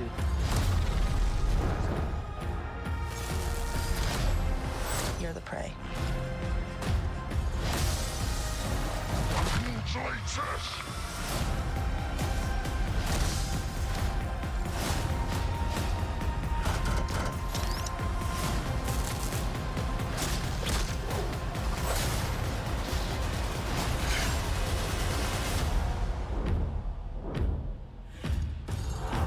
We might not be alone in this hunt.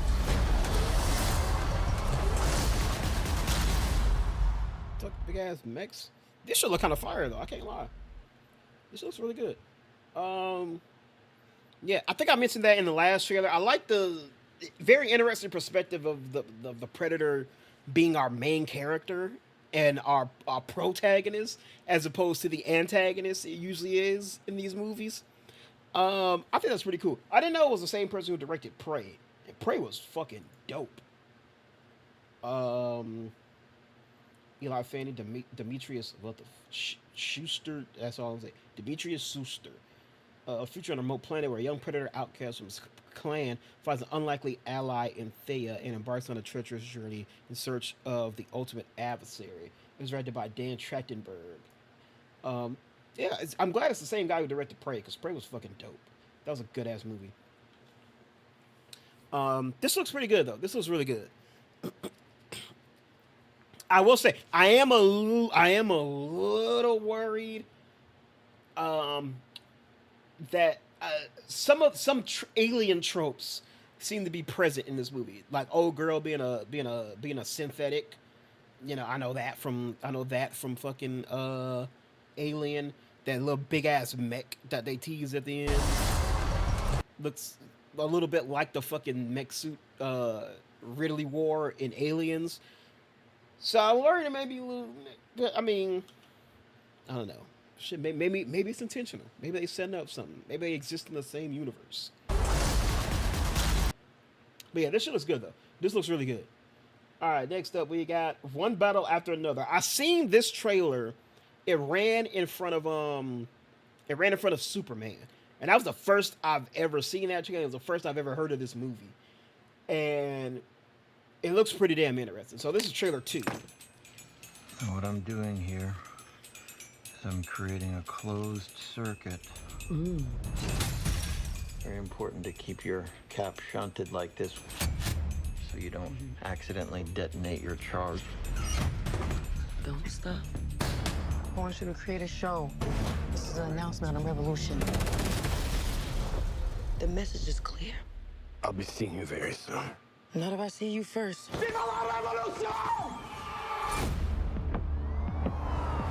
We're bringing justice to the vigilante group known as the French 70. I want to make a joke about how, but I don't know how. Okay, first of all.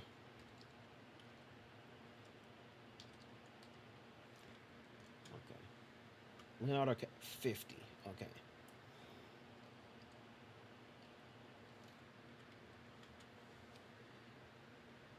$34. Okay. Actually, yes, I can. she's like damn near 15 years younger than him. So yeah, even in the movies, they gotta have DiCaprio dating a woman significantly younger than him. 5. We are here to award Stephen Lockjaw with the Medal of Honor. You have to understand, Willa. Me and Mom used to run around and do some real bad shit. They got hurt. Now they're coming after us. I'm sorry. I didn't ask for this. That's just how the cards were rolled out for me. It's not cards. You don't roll cards. It's dice. Dad, what is wrong with you? You're right. Let's go. I got a tunnel. Oh, what's going on? I need a weapon, man. All you got is goddamn nunchucks. You know where I can get a gun?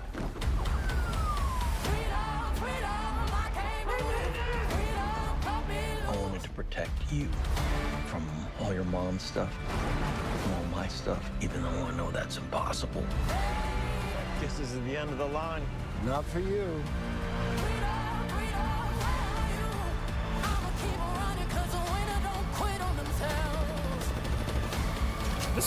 The cast in this thing is crazy. Whoa, who's this?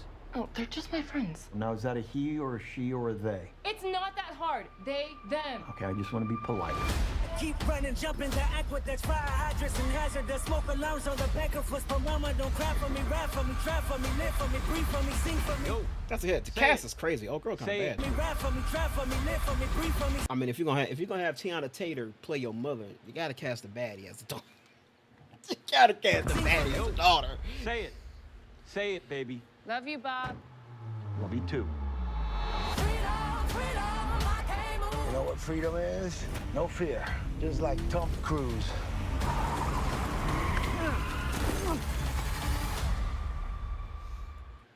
This looks like I said, the first trailer ran in front of Superman, so this is my first time seeing this second trailer. And this looks pretty good. Like I said, the cast in this motherfucker is crazy. But this looks really interesting too. So I don't know. The fall movie season is looking pretty goddamn stacked too. All right, what's next? Actually, should I look at the? Yeah, I might have moved on. All right, this was revealed at San Diego Comic-Con. Five Nights at Freddy 2. Yep, they making a sequel. I wonder if this one is in theaters. It's only on Peak. Actually, I think it might be on Peacock. Not the Freddy's I remember. Because I don't think the first one came out during COVID. Franchise location. It was after. Is the original. Nobody's been here for decades. Some little girl got murdered here. Do you guys hear that? Hear what? She looked familiar. Where do I know her from?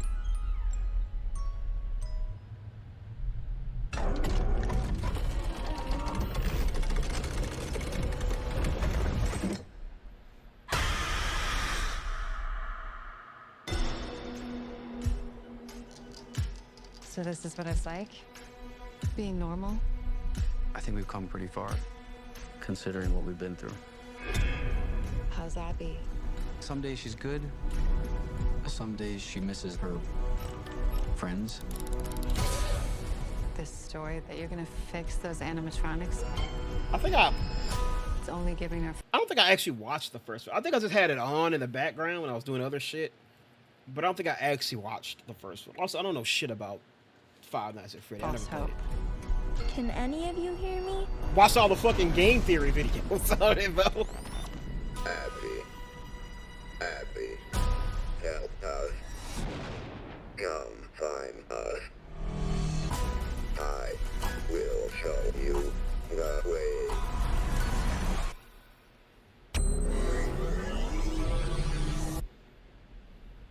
Oh no. They're out there, Mike. Where? Everywhere. Where are you gonna run to? I'm not done with you.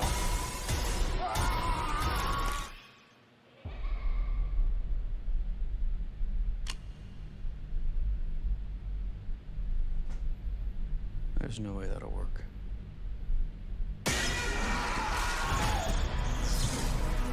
Oh yeah, wasn't that a mechanic in the game? You realize the actual suit comes out on December 5th. Alright, nothing else after that. Cool. Yeah, I don't know shit about Five Nights at Freddy. I never played it. Like I said, I don't think I watched the first one. I think I just had it on in the background. So I don't know. Did it say? Actually, yeah. Did it say if this was theaters or was Peacock? This was in theaters. Did the first one? I don't think the first one released in theaters. Did it? I actually don't know.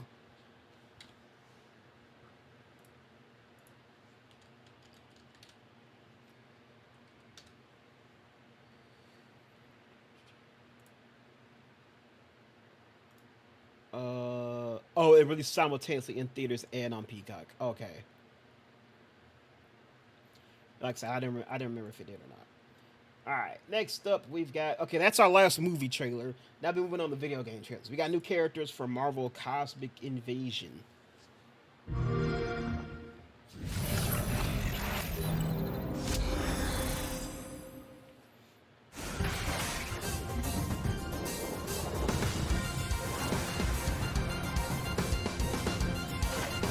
Beta Ray Bill and Silver Surfer. Let us fight with valor.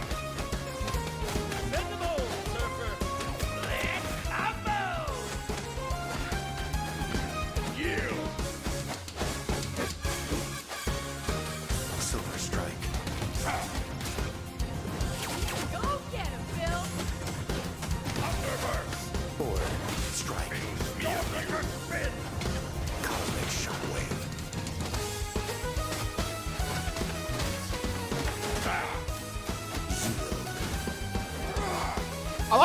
I do like how they're using a lot of characters, a lot more deep cut comic characters as opposed to like your obvious characters. Like clearly, you know, you got Wolverine, you know, you got Spidey, you got Cap, but you know, you got Fela Vale, Nova, Beta Ray Bill, and fucking Silver Surfer now. I like how they're using also kind of more deep cut characters as well.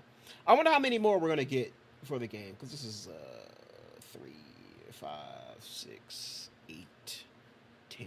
This is 11 characters so far.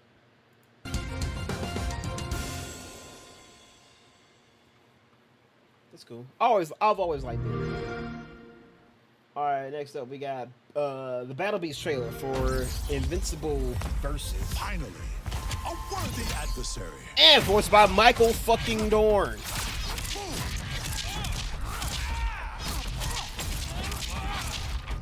Come to me.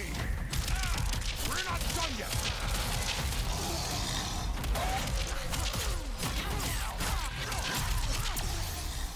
We are not finished. Damn. Definitely a rusher. Too weak to live.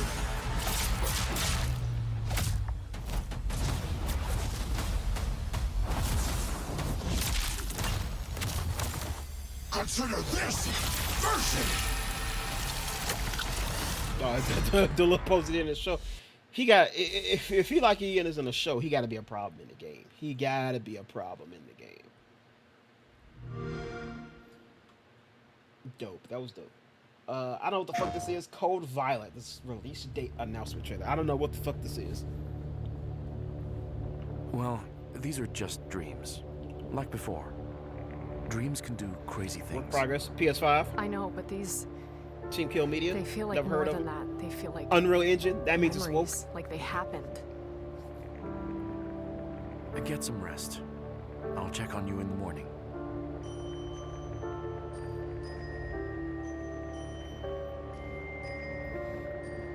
Movement was fast as hell. I thought my shit was sped up for a moment. Just a weird animation. You're more important than you understand. There is something different about her.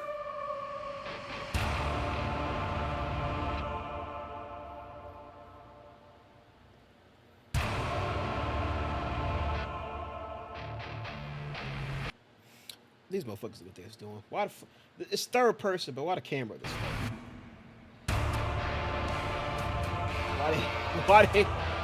Why the camera this low, bro? The camera literally cuts off right under her ass. It's fucking Gooner game shit. Okay, we're fighting dinosaurs.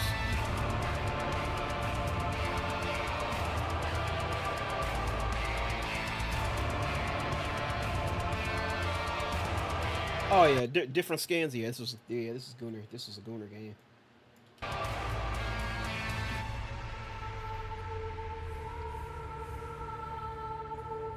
I still don't know what this third person. Some kind of a third person action shooter. Okay, maybe some stealth thing. Yeah, this is a Gooner game.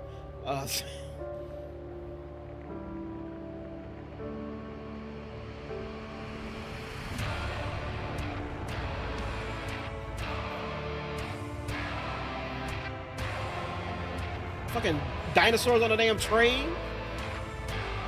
Tired of these motherfucking raptors on this motherfucking train. What the fuck is that?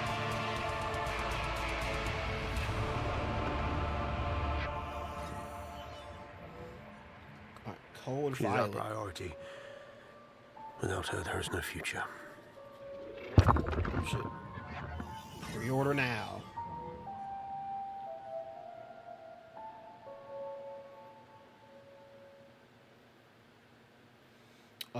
November 14th, 2025. Okay, what is this? Survive the Horror of Truth. An exhilarating third-person action horror game. Okay, from Team Kill Media. In the 25th century, a cataclysm has left Earth uninhabitable, driving humanity survivors to Trappist 1E. Facing extinction due to sterility, the Aeon colony harnesses cutting-edge time travel technology to abduct women from the past to be surrogates in the dark yet desperate bid to save mankind. But their mission conceals a sinister conspiracy.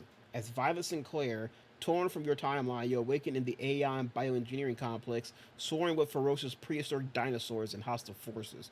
Carefully manage your inventory, uncover Aeon's dark secret, to fight for survival and escape during a chaotic evacuation protocol. I don't know what to think about that. The dinosaur aspect is what's kind of throwing me off. I was following along a little bit, but it was like, oh yeah, and this shit's overrun by fucking dinosaurs.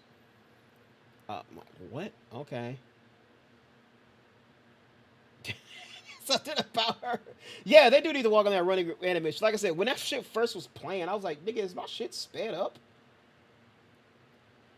Like, this part right here, I was like, what the fuck? Is my shit sped up? Like, this made it look like I was watching this shit on like 1.5 or something.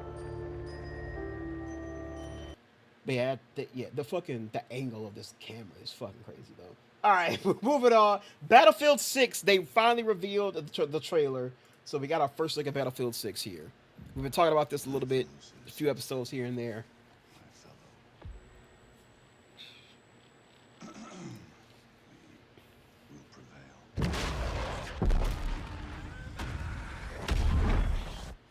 We're ready, Mr. President. My fellow citizens, today represents a dark day in our history. With this monstrous, unprovoked attack, no country is safe from their reach. For all those serving on our behalf, our prayers go with you. For the Pax Armada mercenaries who are watching now, I have a message. It's over. Let's get to work. Come, your masters of war. Hear the bells of big guns. Hear the hand behind the road. 30 seconds. They turn and run farther when the fast bullets fly. Move fast. Move decisive. Dagger on my 6. Send it. And I hope that you die. And your death will come soon. I'll follow your casket by the pale afternoon. I'll watch while you clear the ship now. And I'll stand over your grave. Damn. I'm sure that Black man. That's what you like to. That's what you like to see.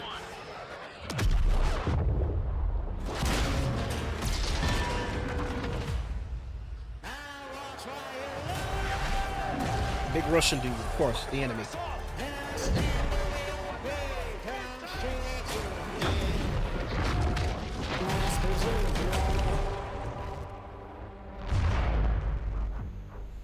Multiplayer revealed July 31st. Okay. Nah, this is the waiting room. Okay, I mean, looks like Battlefield, destructible environments, things like that. Really, nothing too much to go over or pick over. You know, kind of just big action shots. So like a lot of this is going to be on American soil. It looks like. Witness the vicious path of destruction caused by Pax Armada, the world's leading private military company.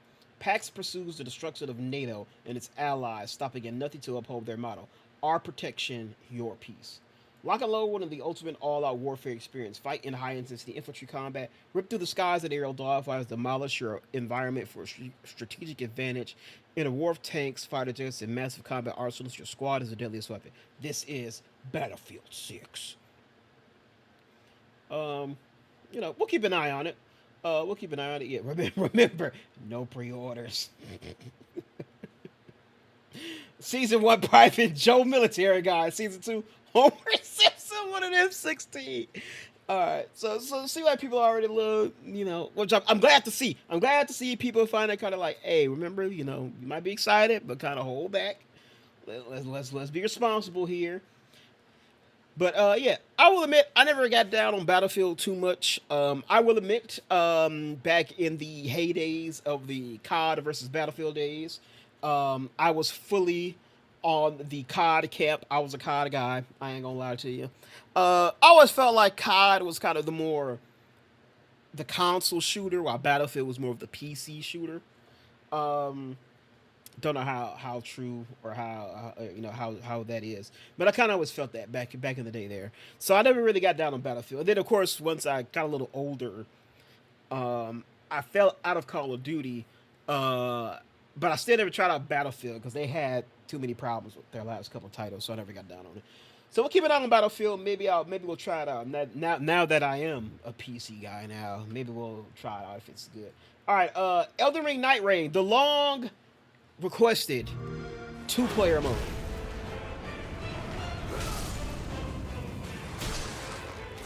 No longer do you and one friend have to tag along with a random.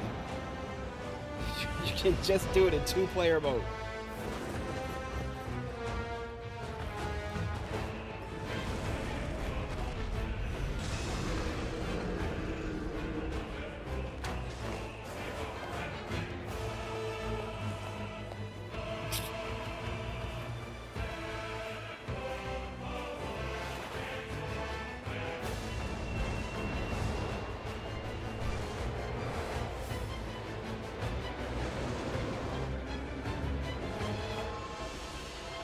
Damn, all these aura farming shots.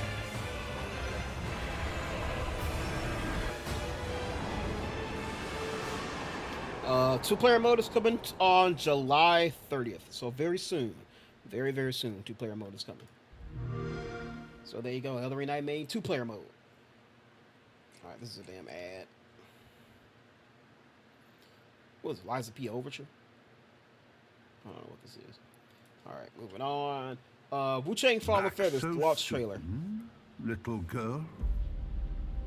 This is out now. This is out now, I believe. The unending cycle of cause and effect has you wrapped tight. This land is no longer as it seems.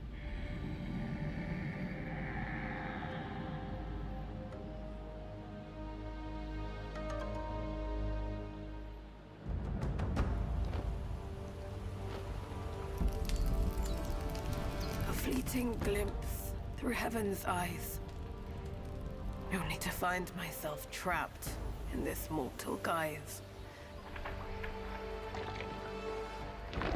Okay, spin bars. I should have known. You've been meddling with fate all along.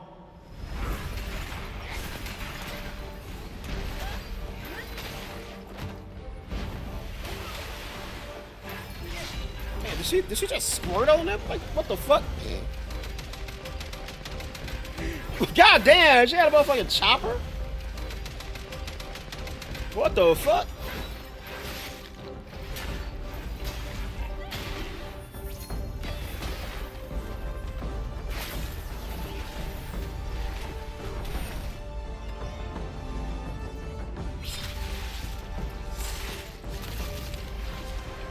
God, freaky ass bird bitches.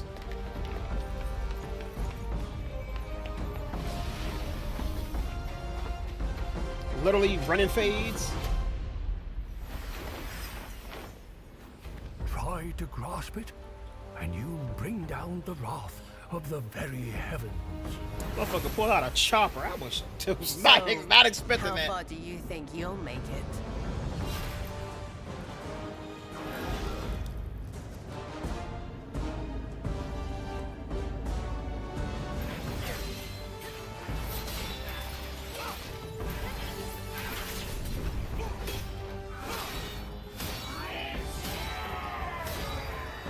Combat kind of fire.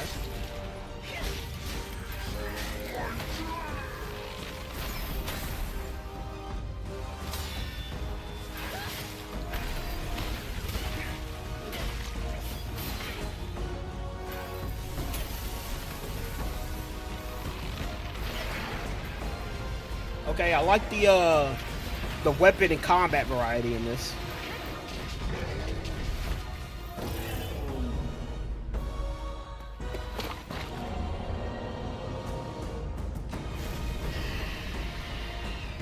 God damn. Freaky ass zombie reptile bitches too. Game of the year. We got squirting. Dust to dust.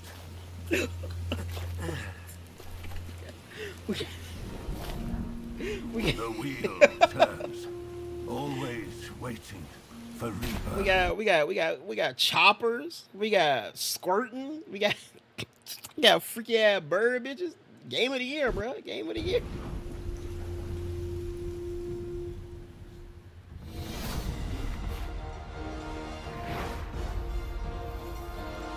Wu-Chang, Fallen Feathers. So yeah, it's out now. It's on Game Pass too, I believe. So if you're interested, you can get it on Game Pass. Oh, we got multiple skins. You know what that means? Gooner Central, my nigga. Game of the year. So yeah, it's the latest Souls games. Y'all know I don't really get down on Souls games, but it's on Game Pass. So maybe I'll give one a try. Try it out and see how it is. All right, next up. So that's it for our video games. Now we move on to TV. Pokemon Concierge. I don't know what the fuck this is. On this island, we want the Pokemon to have as much fun as they'd like. It's fucking Pokemon stop motion animation? We'll do our very best to help you feel as comfortable as possible, so you can make the most of the amenities we offer. Huh? No! I just planted there! Leave it alone, please! Haru, it's all up to you. Make our team proud. Are you okay? Thanks, I'm fine. Kent? Haru? Oh yeah, that guy's totally her ex, no doubt. Moving here helped a lot. Working actually makes me happy, and I can work harder too. Wait, Celio! What the fuck? Sorry Celio is causing you so much trouble. I know it's a lot. How long have you and Celio known each other, Dan? For about 15 years now. My nigga, is this a stop motion animation Pokemon slice of life romance drama? I was not expecting any of this when I put this on here. Looking back, it gave me such good memories and so much happiness. Like, it's the fucking music that's killing me, dog. Like, this is the music you hear when I'm totally expecting to see a shot of the dude of them having like an argument and them leaving, and like she's finna leave, and this man like goes running in. This man goes running in the rain to try and catch up to her.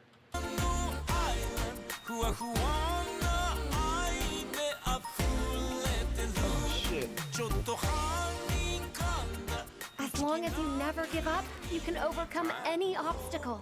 And our friends always remind us that we're never alone.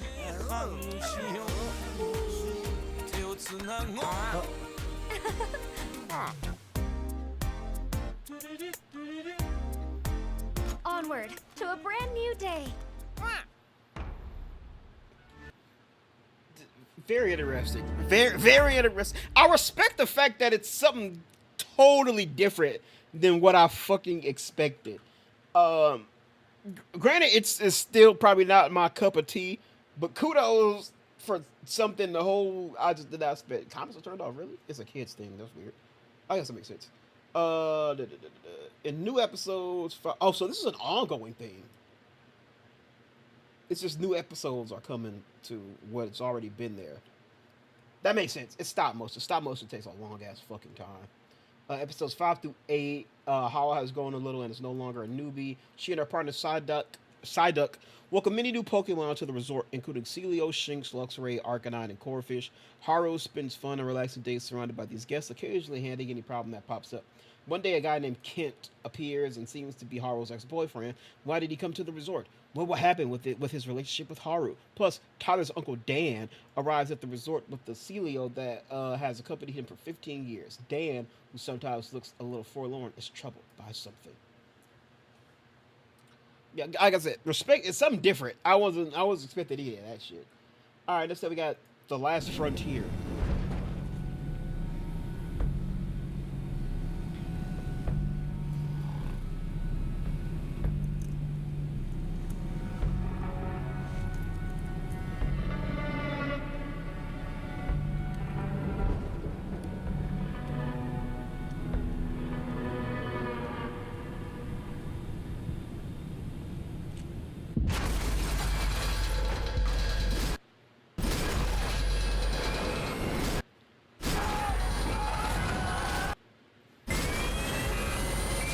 Oh shit!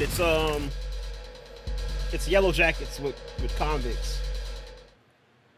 Oh, what was that? It's the date announcement. I didn't see the damn date. October 10th. The other thing scarier than a plane crash was a plane crash full of violent inmates. The Last Frontier premieres on October 10th on Apple TV+. The Last Frontier follows Frank Remnick Clark. Who's Clark? Just put the for his last name, like I knew who that would be. Like I knew who that would be. The lone U.S. Marshal in charge of the quiet, rugged barrens of Alaska. Remnick's jurisdiction is turned upside down when a prison transport plane crashes in the remote wilderness, setting free dozens of violent inmates. Tasked with protecting the town he's vowed to keep safe, he begins to suspect the crash wasn't an accident, but the first step of a well-crafted plan with far-reaching and devastating implications. And it's Clark. Who the fuck is Clark? Then someone includes Dominic Cooper, Haley Bennett, Simone Kessel, Dallas Goldtooth, and Tati Blum. With a Comedy Award nominee and multi-Emmy winner Alfred Woodward. Okay. All right, so plane goes down, guys. They got to round up a bunch of violent criminals. Okay. What were you doing in that tent? This is the Mighty Nine. The Mighty Nine. This is the series that is going to pick up after. I think it's the same team that does. How am I thinking that? Vox Machina. I think it's the same team that does that. I think this is another one of their animated. This is another one of their D&D campaigns that they've adapted into another show. I told you, officer, we were just passing through. We paused for some entertainment. And leaving trails of bodies is entertainment for you, sicko. You got nothing on me. I didn't even have a weapon. Unless you count these pythons. You guys, this is just like a true crime novel. Two hot-headed dicks cranking up the pressure on the perp until she breaks. Ooh, which one of you is the bad cop? I'd take this seriously, miss. BT Dubs, your handcuffs are super janky. The ones Mama uses are so much harder to get out of. And fluffier. This is profiling, you racist assholes! Well, maybe not you, big boy. The goblin and the hobo? No fucking way. I work alone. I swear, their bodies changed. Ich weiß von nichts. Why would I turn the audience into reptiles? They pay my salary. Technically, you should give us a reward. Maybe a parade. Wanna give me a cavity cinch? Make sure I'm not hiding anything? Hey, Shut up. yo. We didn't find any reptile corpses, and a dozen witnesses saw you blow open the hole so the creature escaped. You're clearly some kind of criminal gang. Now give me a name for the booking sheet. Oh, our name? Fuck off. Keiner von uns ist ein Teil einer Gang. Oh yeah, we are called the Sensual Seven. There's only 6 of you. Don't forget the Traveler. The Sensual Seven.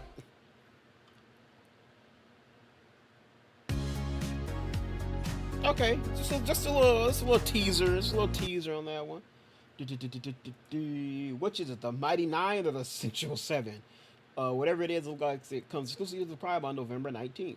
The Mighty Nine is an hour-long new animated series from the team at Critical, who also credited with the acclaimed series Vox Machina.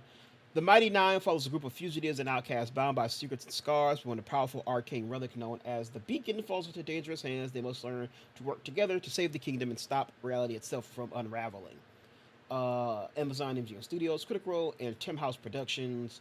Stars Critical Role's founders and cast members Laura Bailey, Talis Jeff, a bunch of people we mentioned earlier with the Vox Machina video. Let's see, Liam O'Brien, Matthew Mercer, Marsha Ray, Sam Riegel, Travis Willingham, And then yeah. So yeah, it's still in. It's like I said, I think this is another one of their I believe it's another one of their campaigns that they're adapting into a new animated series. So that's cool. All right, next up we've got this is the Vox Machina season 4 preview. In all our research, not a single sage, text, or historian has any information on the Whispered One. In my vision, one of the warriors fighting him wore cobalt soul robes. If any record of him exists, it's in there. Requesting a simple scroll from the archive is a trial. A secret this important, they'll never share it. So, you plan to sneak into a highly protected vault guarded by a millennia-old sect of warrior monks and waltz out with knowledge so dangerous it's been scrubbed from history? Oh, it'll be far more complicated than that. The Cobalt Archive is a high-security library of sacred texts. Its core vault houses the most ancient and important relics, including our scroll, which is tightly guarded by an elite force of warrior monks. Tarion will pose as a wealthy benefactor, making a generous donation to the soul. Pike's Plate of the Dawn Martyr. Only Pike will be along for the ride, as the monks unwittingly deliver her right into the vault. Meanwhile, the twins will use a Talisman of Truth, courtesy of you, Gilmore, to secure the daily combination needed to get Grog and Pike out of the vault. According to Vax's contacts in the Clasp, the vault is protected by a sophisticated anti-magic field. In the vault. That's where Keyleth and I come in. Once we disable the field, Grog can bamf out of Trinket's amulet to operate the huge mechanism that navigates the vault, while Pike drinks a potion of comprehension, granting her the intelligence to decipher the vault's ancient writing. Then we make a hasty escape before anyone's the wiser. Well, any questions? I've got the only one that matters. Other than guilt by association, what do I get out of this? The satisfaction of saving the world from the apocalypse? Oh, how about dinner with the new guy? Cobalt Soul Affair. Like I said, I'm very behind on this. Season 4, Vox Machina finds our heroes scattered across the globe on separate journeys, but when a cataclysm befalls Exandria, they must reunite to face a foe darker than they could imagine. Season 4 coming in 2026. Then, like I said, it's the same cast as earlier.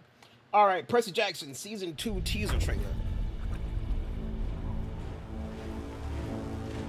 A great stirring is underway.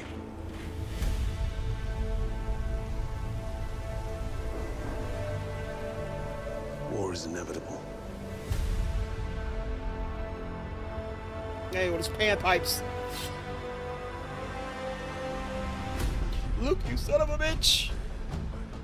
There are forces more powerful than the will of the gods, my son. Oh yeah, Lin-Manuel Miranda is Hermes.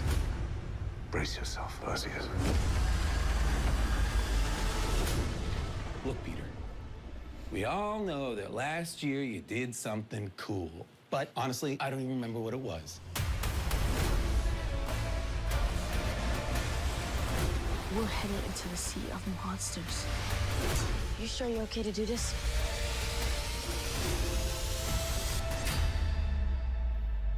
Let's go do the impossible. This nigga already looked like he done aged 5 damn years.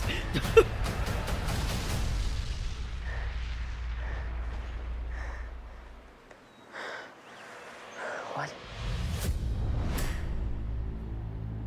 Must be 18 plus to subscribe. I'm excited. Like I said, I enjoyed season 1. It was, it was what it was. Nothing special, not terrible, but nothing. It didn't blow me away. But I did enjoy it. I'm a big fan of the Percy Jackson series. I'm just glad it's finally getting into due diligence. After the movies didn't work out as well. Season 2 of Percy Jackson and the Olympics is based off Sea of Monsters, the second installment of the books. Percy Jackson returns to Camp Habla 1 year later to find the world is turned upside down. His friendship with Annabeth is changing. He learns he has a Cyclops for a brother. Grover's gone missing, and camp is under siege from the forces of Kronos. Percy's journey to set things right will take him off the map and into the deadly Sea of Monsters, where a secret fate awaits the son of Poseidon. And yeah, December 10th is when season 2 is coming out. All right, and of course, we saved for last again. This is a little older. I ain't seen it yet. I ain't seen nothing. Our first official teaser for Stranger Things 5. Alyssa, wait. Do we already have one? Did I watch this? What's the one where he was screaming? Where Will was like screaming. Let's see. I don't think this is. Yeah, this is different. This is different. Hold on. First of all, we got my motherfucking boy. Damn, I forgot his name. I forgot his name. Is it Steve Harrington? Is that his name? Fuck, I forgot his name. Steve Harrington. I think that's his name.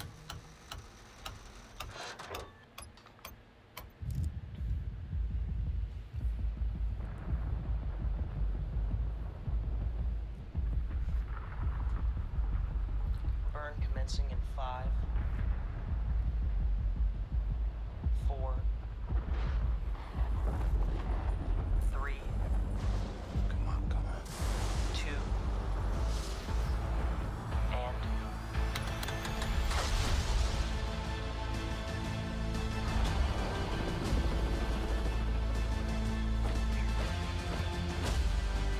After what we've been through. Oh, damn, don't do my boy like that.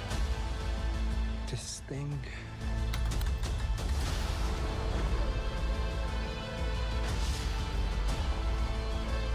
It ties us together. Forever.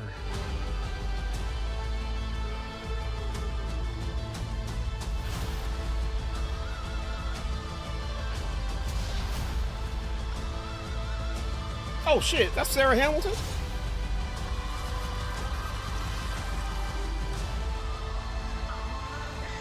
Oh, the demo dogs. The demo dogs.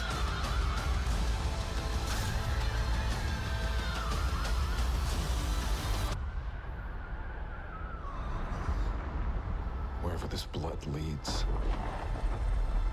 Sound.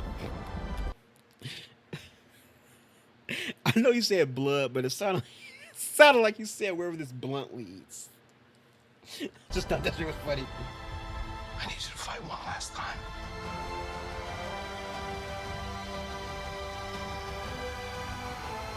Let's end this, kid.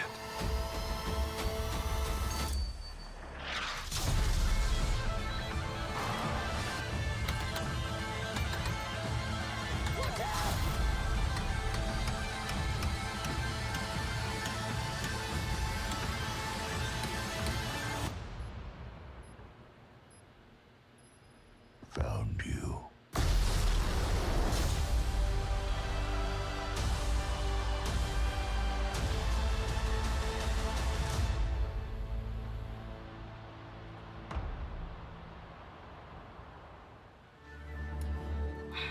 Yeah, man, I'm excited. I am very, very excited. Everybody listen to this. The fall of 1987, Hawkins is scarred by the opening of the rifts, and our heroes are united by a single goal: find and kill Vecna. But he has vanished. His whereabouts and plans unknown. Complicating their mission, the government has placed town under military quarantine and infested the hunt for 11, forcing her back into hiding. As the anniversary of Will's disappearance approaches, so does a heavy, familiar dread. The final battle is looming, and with it, a darkness more powerful and more deadly than anything they've faced before. To end this nightmare, they'll need everyone, the full party, standing together one last time. Stranger Things Season 5. I'm excited. Like I said, Stranger Things is my favorite Netflix original show that they got going on the streamer. I remember discovering the Season 1 when it first came out. I just thought the poster looked cool. Sounded very interesting. Kind of, some real nerdy, geeky, interesting shit. Watched it. I don't usually binge shows, but I finished that motherfucker in a weekend. That's how into it I was. For a motherfucker who doesn't binge shows, to his detriment, because sometimes I forget to come back and finish it. For me to finish that shit in the whole weekend, I was in from the first season. So I'm excited for the finale. The hardest part is gonna believe in these motherfuckers are still kids, because these motherfuckers are old as shit now. So yeah, there you go. The Stranger Things, the 5th season. We know it's coming in the holiday of this year, so we'll get ready for that. They also have a Broadway show too, so that's pretty cool. But anywho, that is the end of our episode here. Once again, that is another episode down in the dumps. By the way, I don't know what the fuck is going on with the frame rate of this video. I don't know why everything's so fucking blurry. I don't fucking know. I'm sorry. But anyway, thank you all so much for watching. I very much appreciate it. What are you excited for? Do you think the late show? Do you think the cancellation is truly due to those financial reasons, or do you believe it's a little bit more political? What do you think about the Legend of Zelda casting? Are you excited for the live action movie? Excited for the X-Men stuff? Jake Schreier taking up the helm. Like I mentioned, we gotta wait and see how Supergirl pans out to determine how good the Wonder Woman movie might turn out to be. But other things too. Are you as sick of seeing Ubisoft take all these L's as much as I am? Did you play Split Fiction? Are you enjoying the game? Are you sad to see that the game is struggling, or are you not surprised at all, in the very least? But let me know all this shit down in the comments about, or your favorite part, your favorite story that I mentioned today. Did you see the South Park premiere? I didn't see it. I gotta watch it. Was it as hilarious as it seems like it was? It seemed like it might have been. But anyway, let me know down in the comments. So yeah, thank you all so much. Check out some of the other stuff I got on the channel as well. We got previous news drops. Some of them are following through lines between each story, so things continue to build up. We talk about it. But yeah, we got all that down here on the channel, so feel free to check all that out. Check out the podcast if you haven't already. A lot of stuff over there as well. So until next time, everybody, I've held you for long enough. So until next time, I will see you all later. And always remember to stay watching, to stay playing, and to stay awesome. But of course, most importantly, stay safe out there. Until next time, everybody, I will see you all later.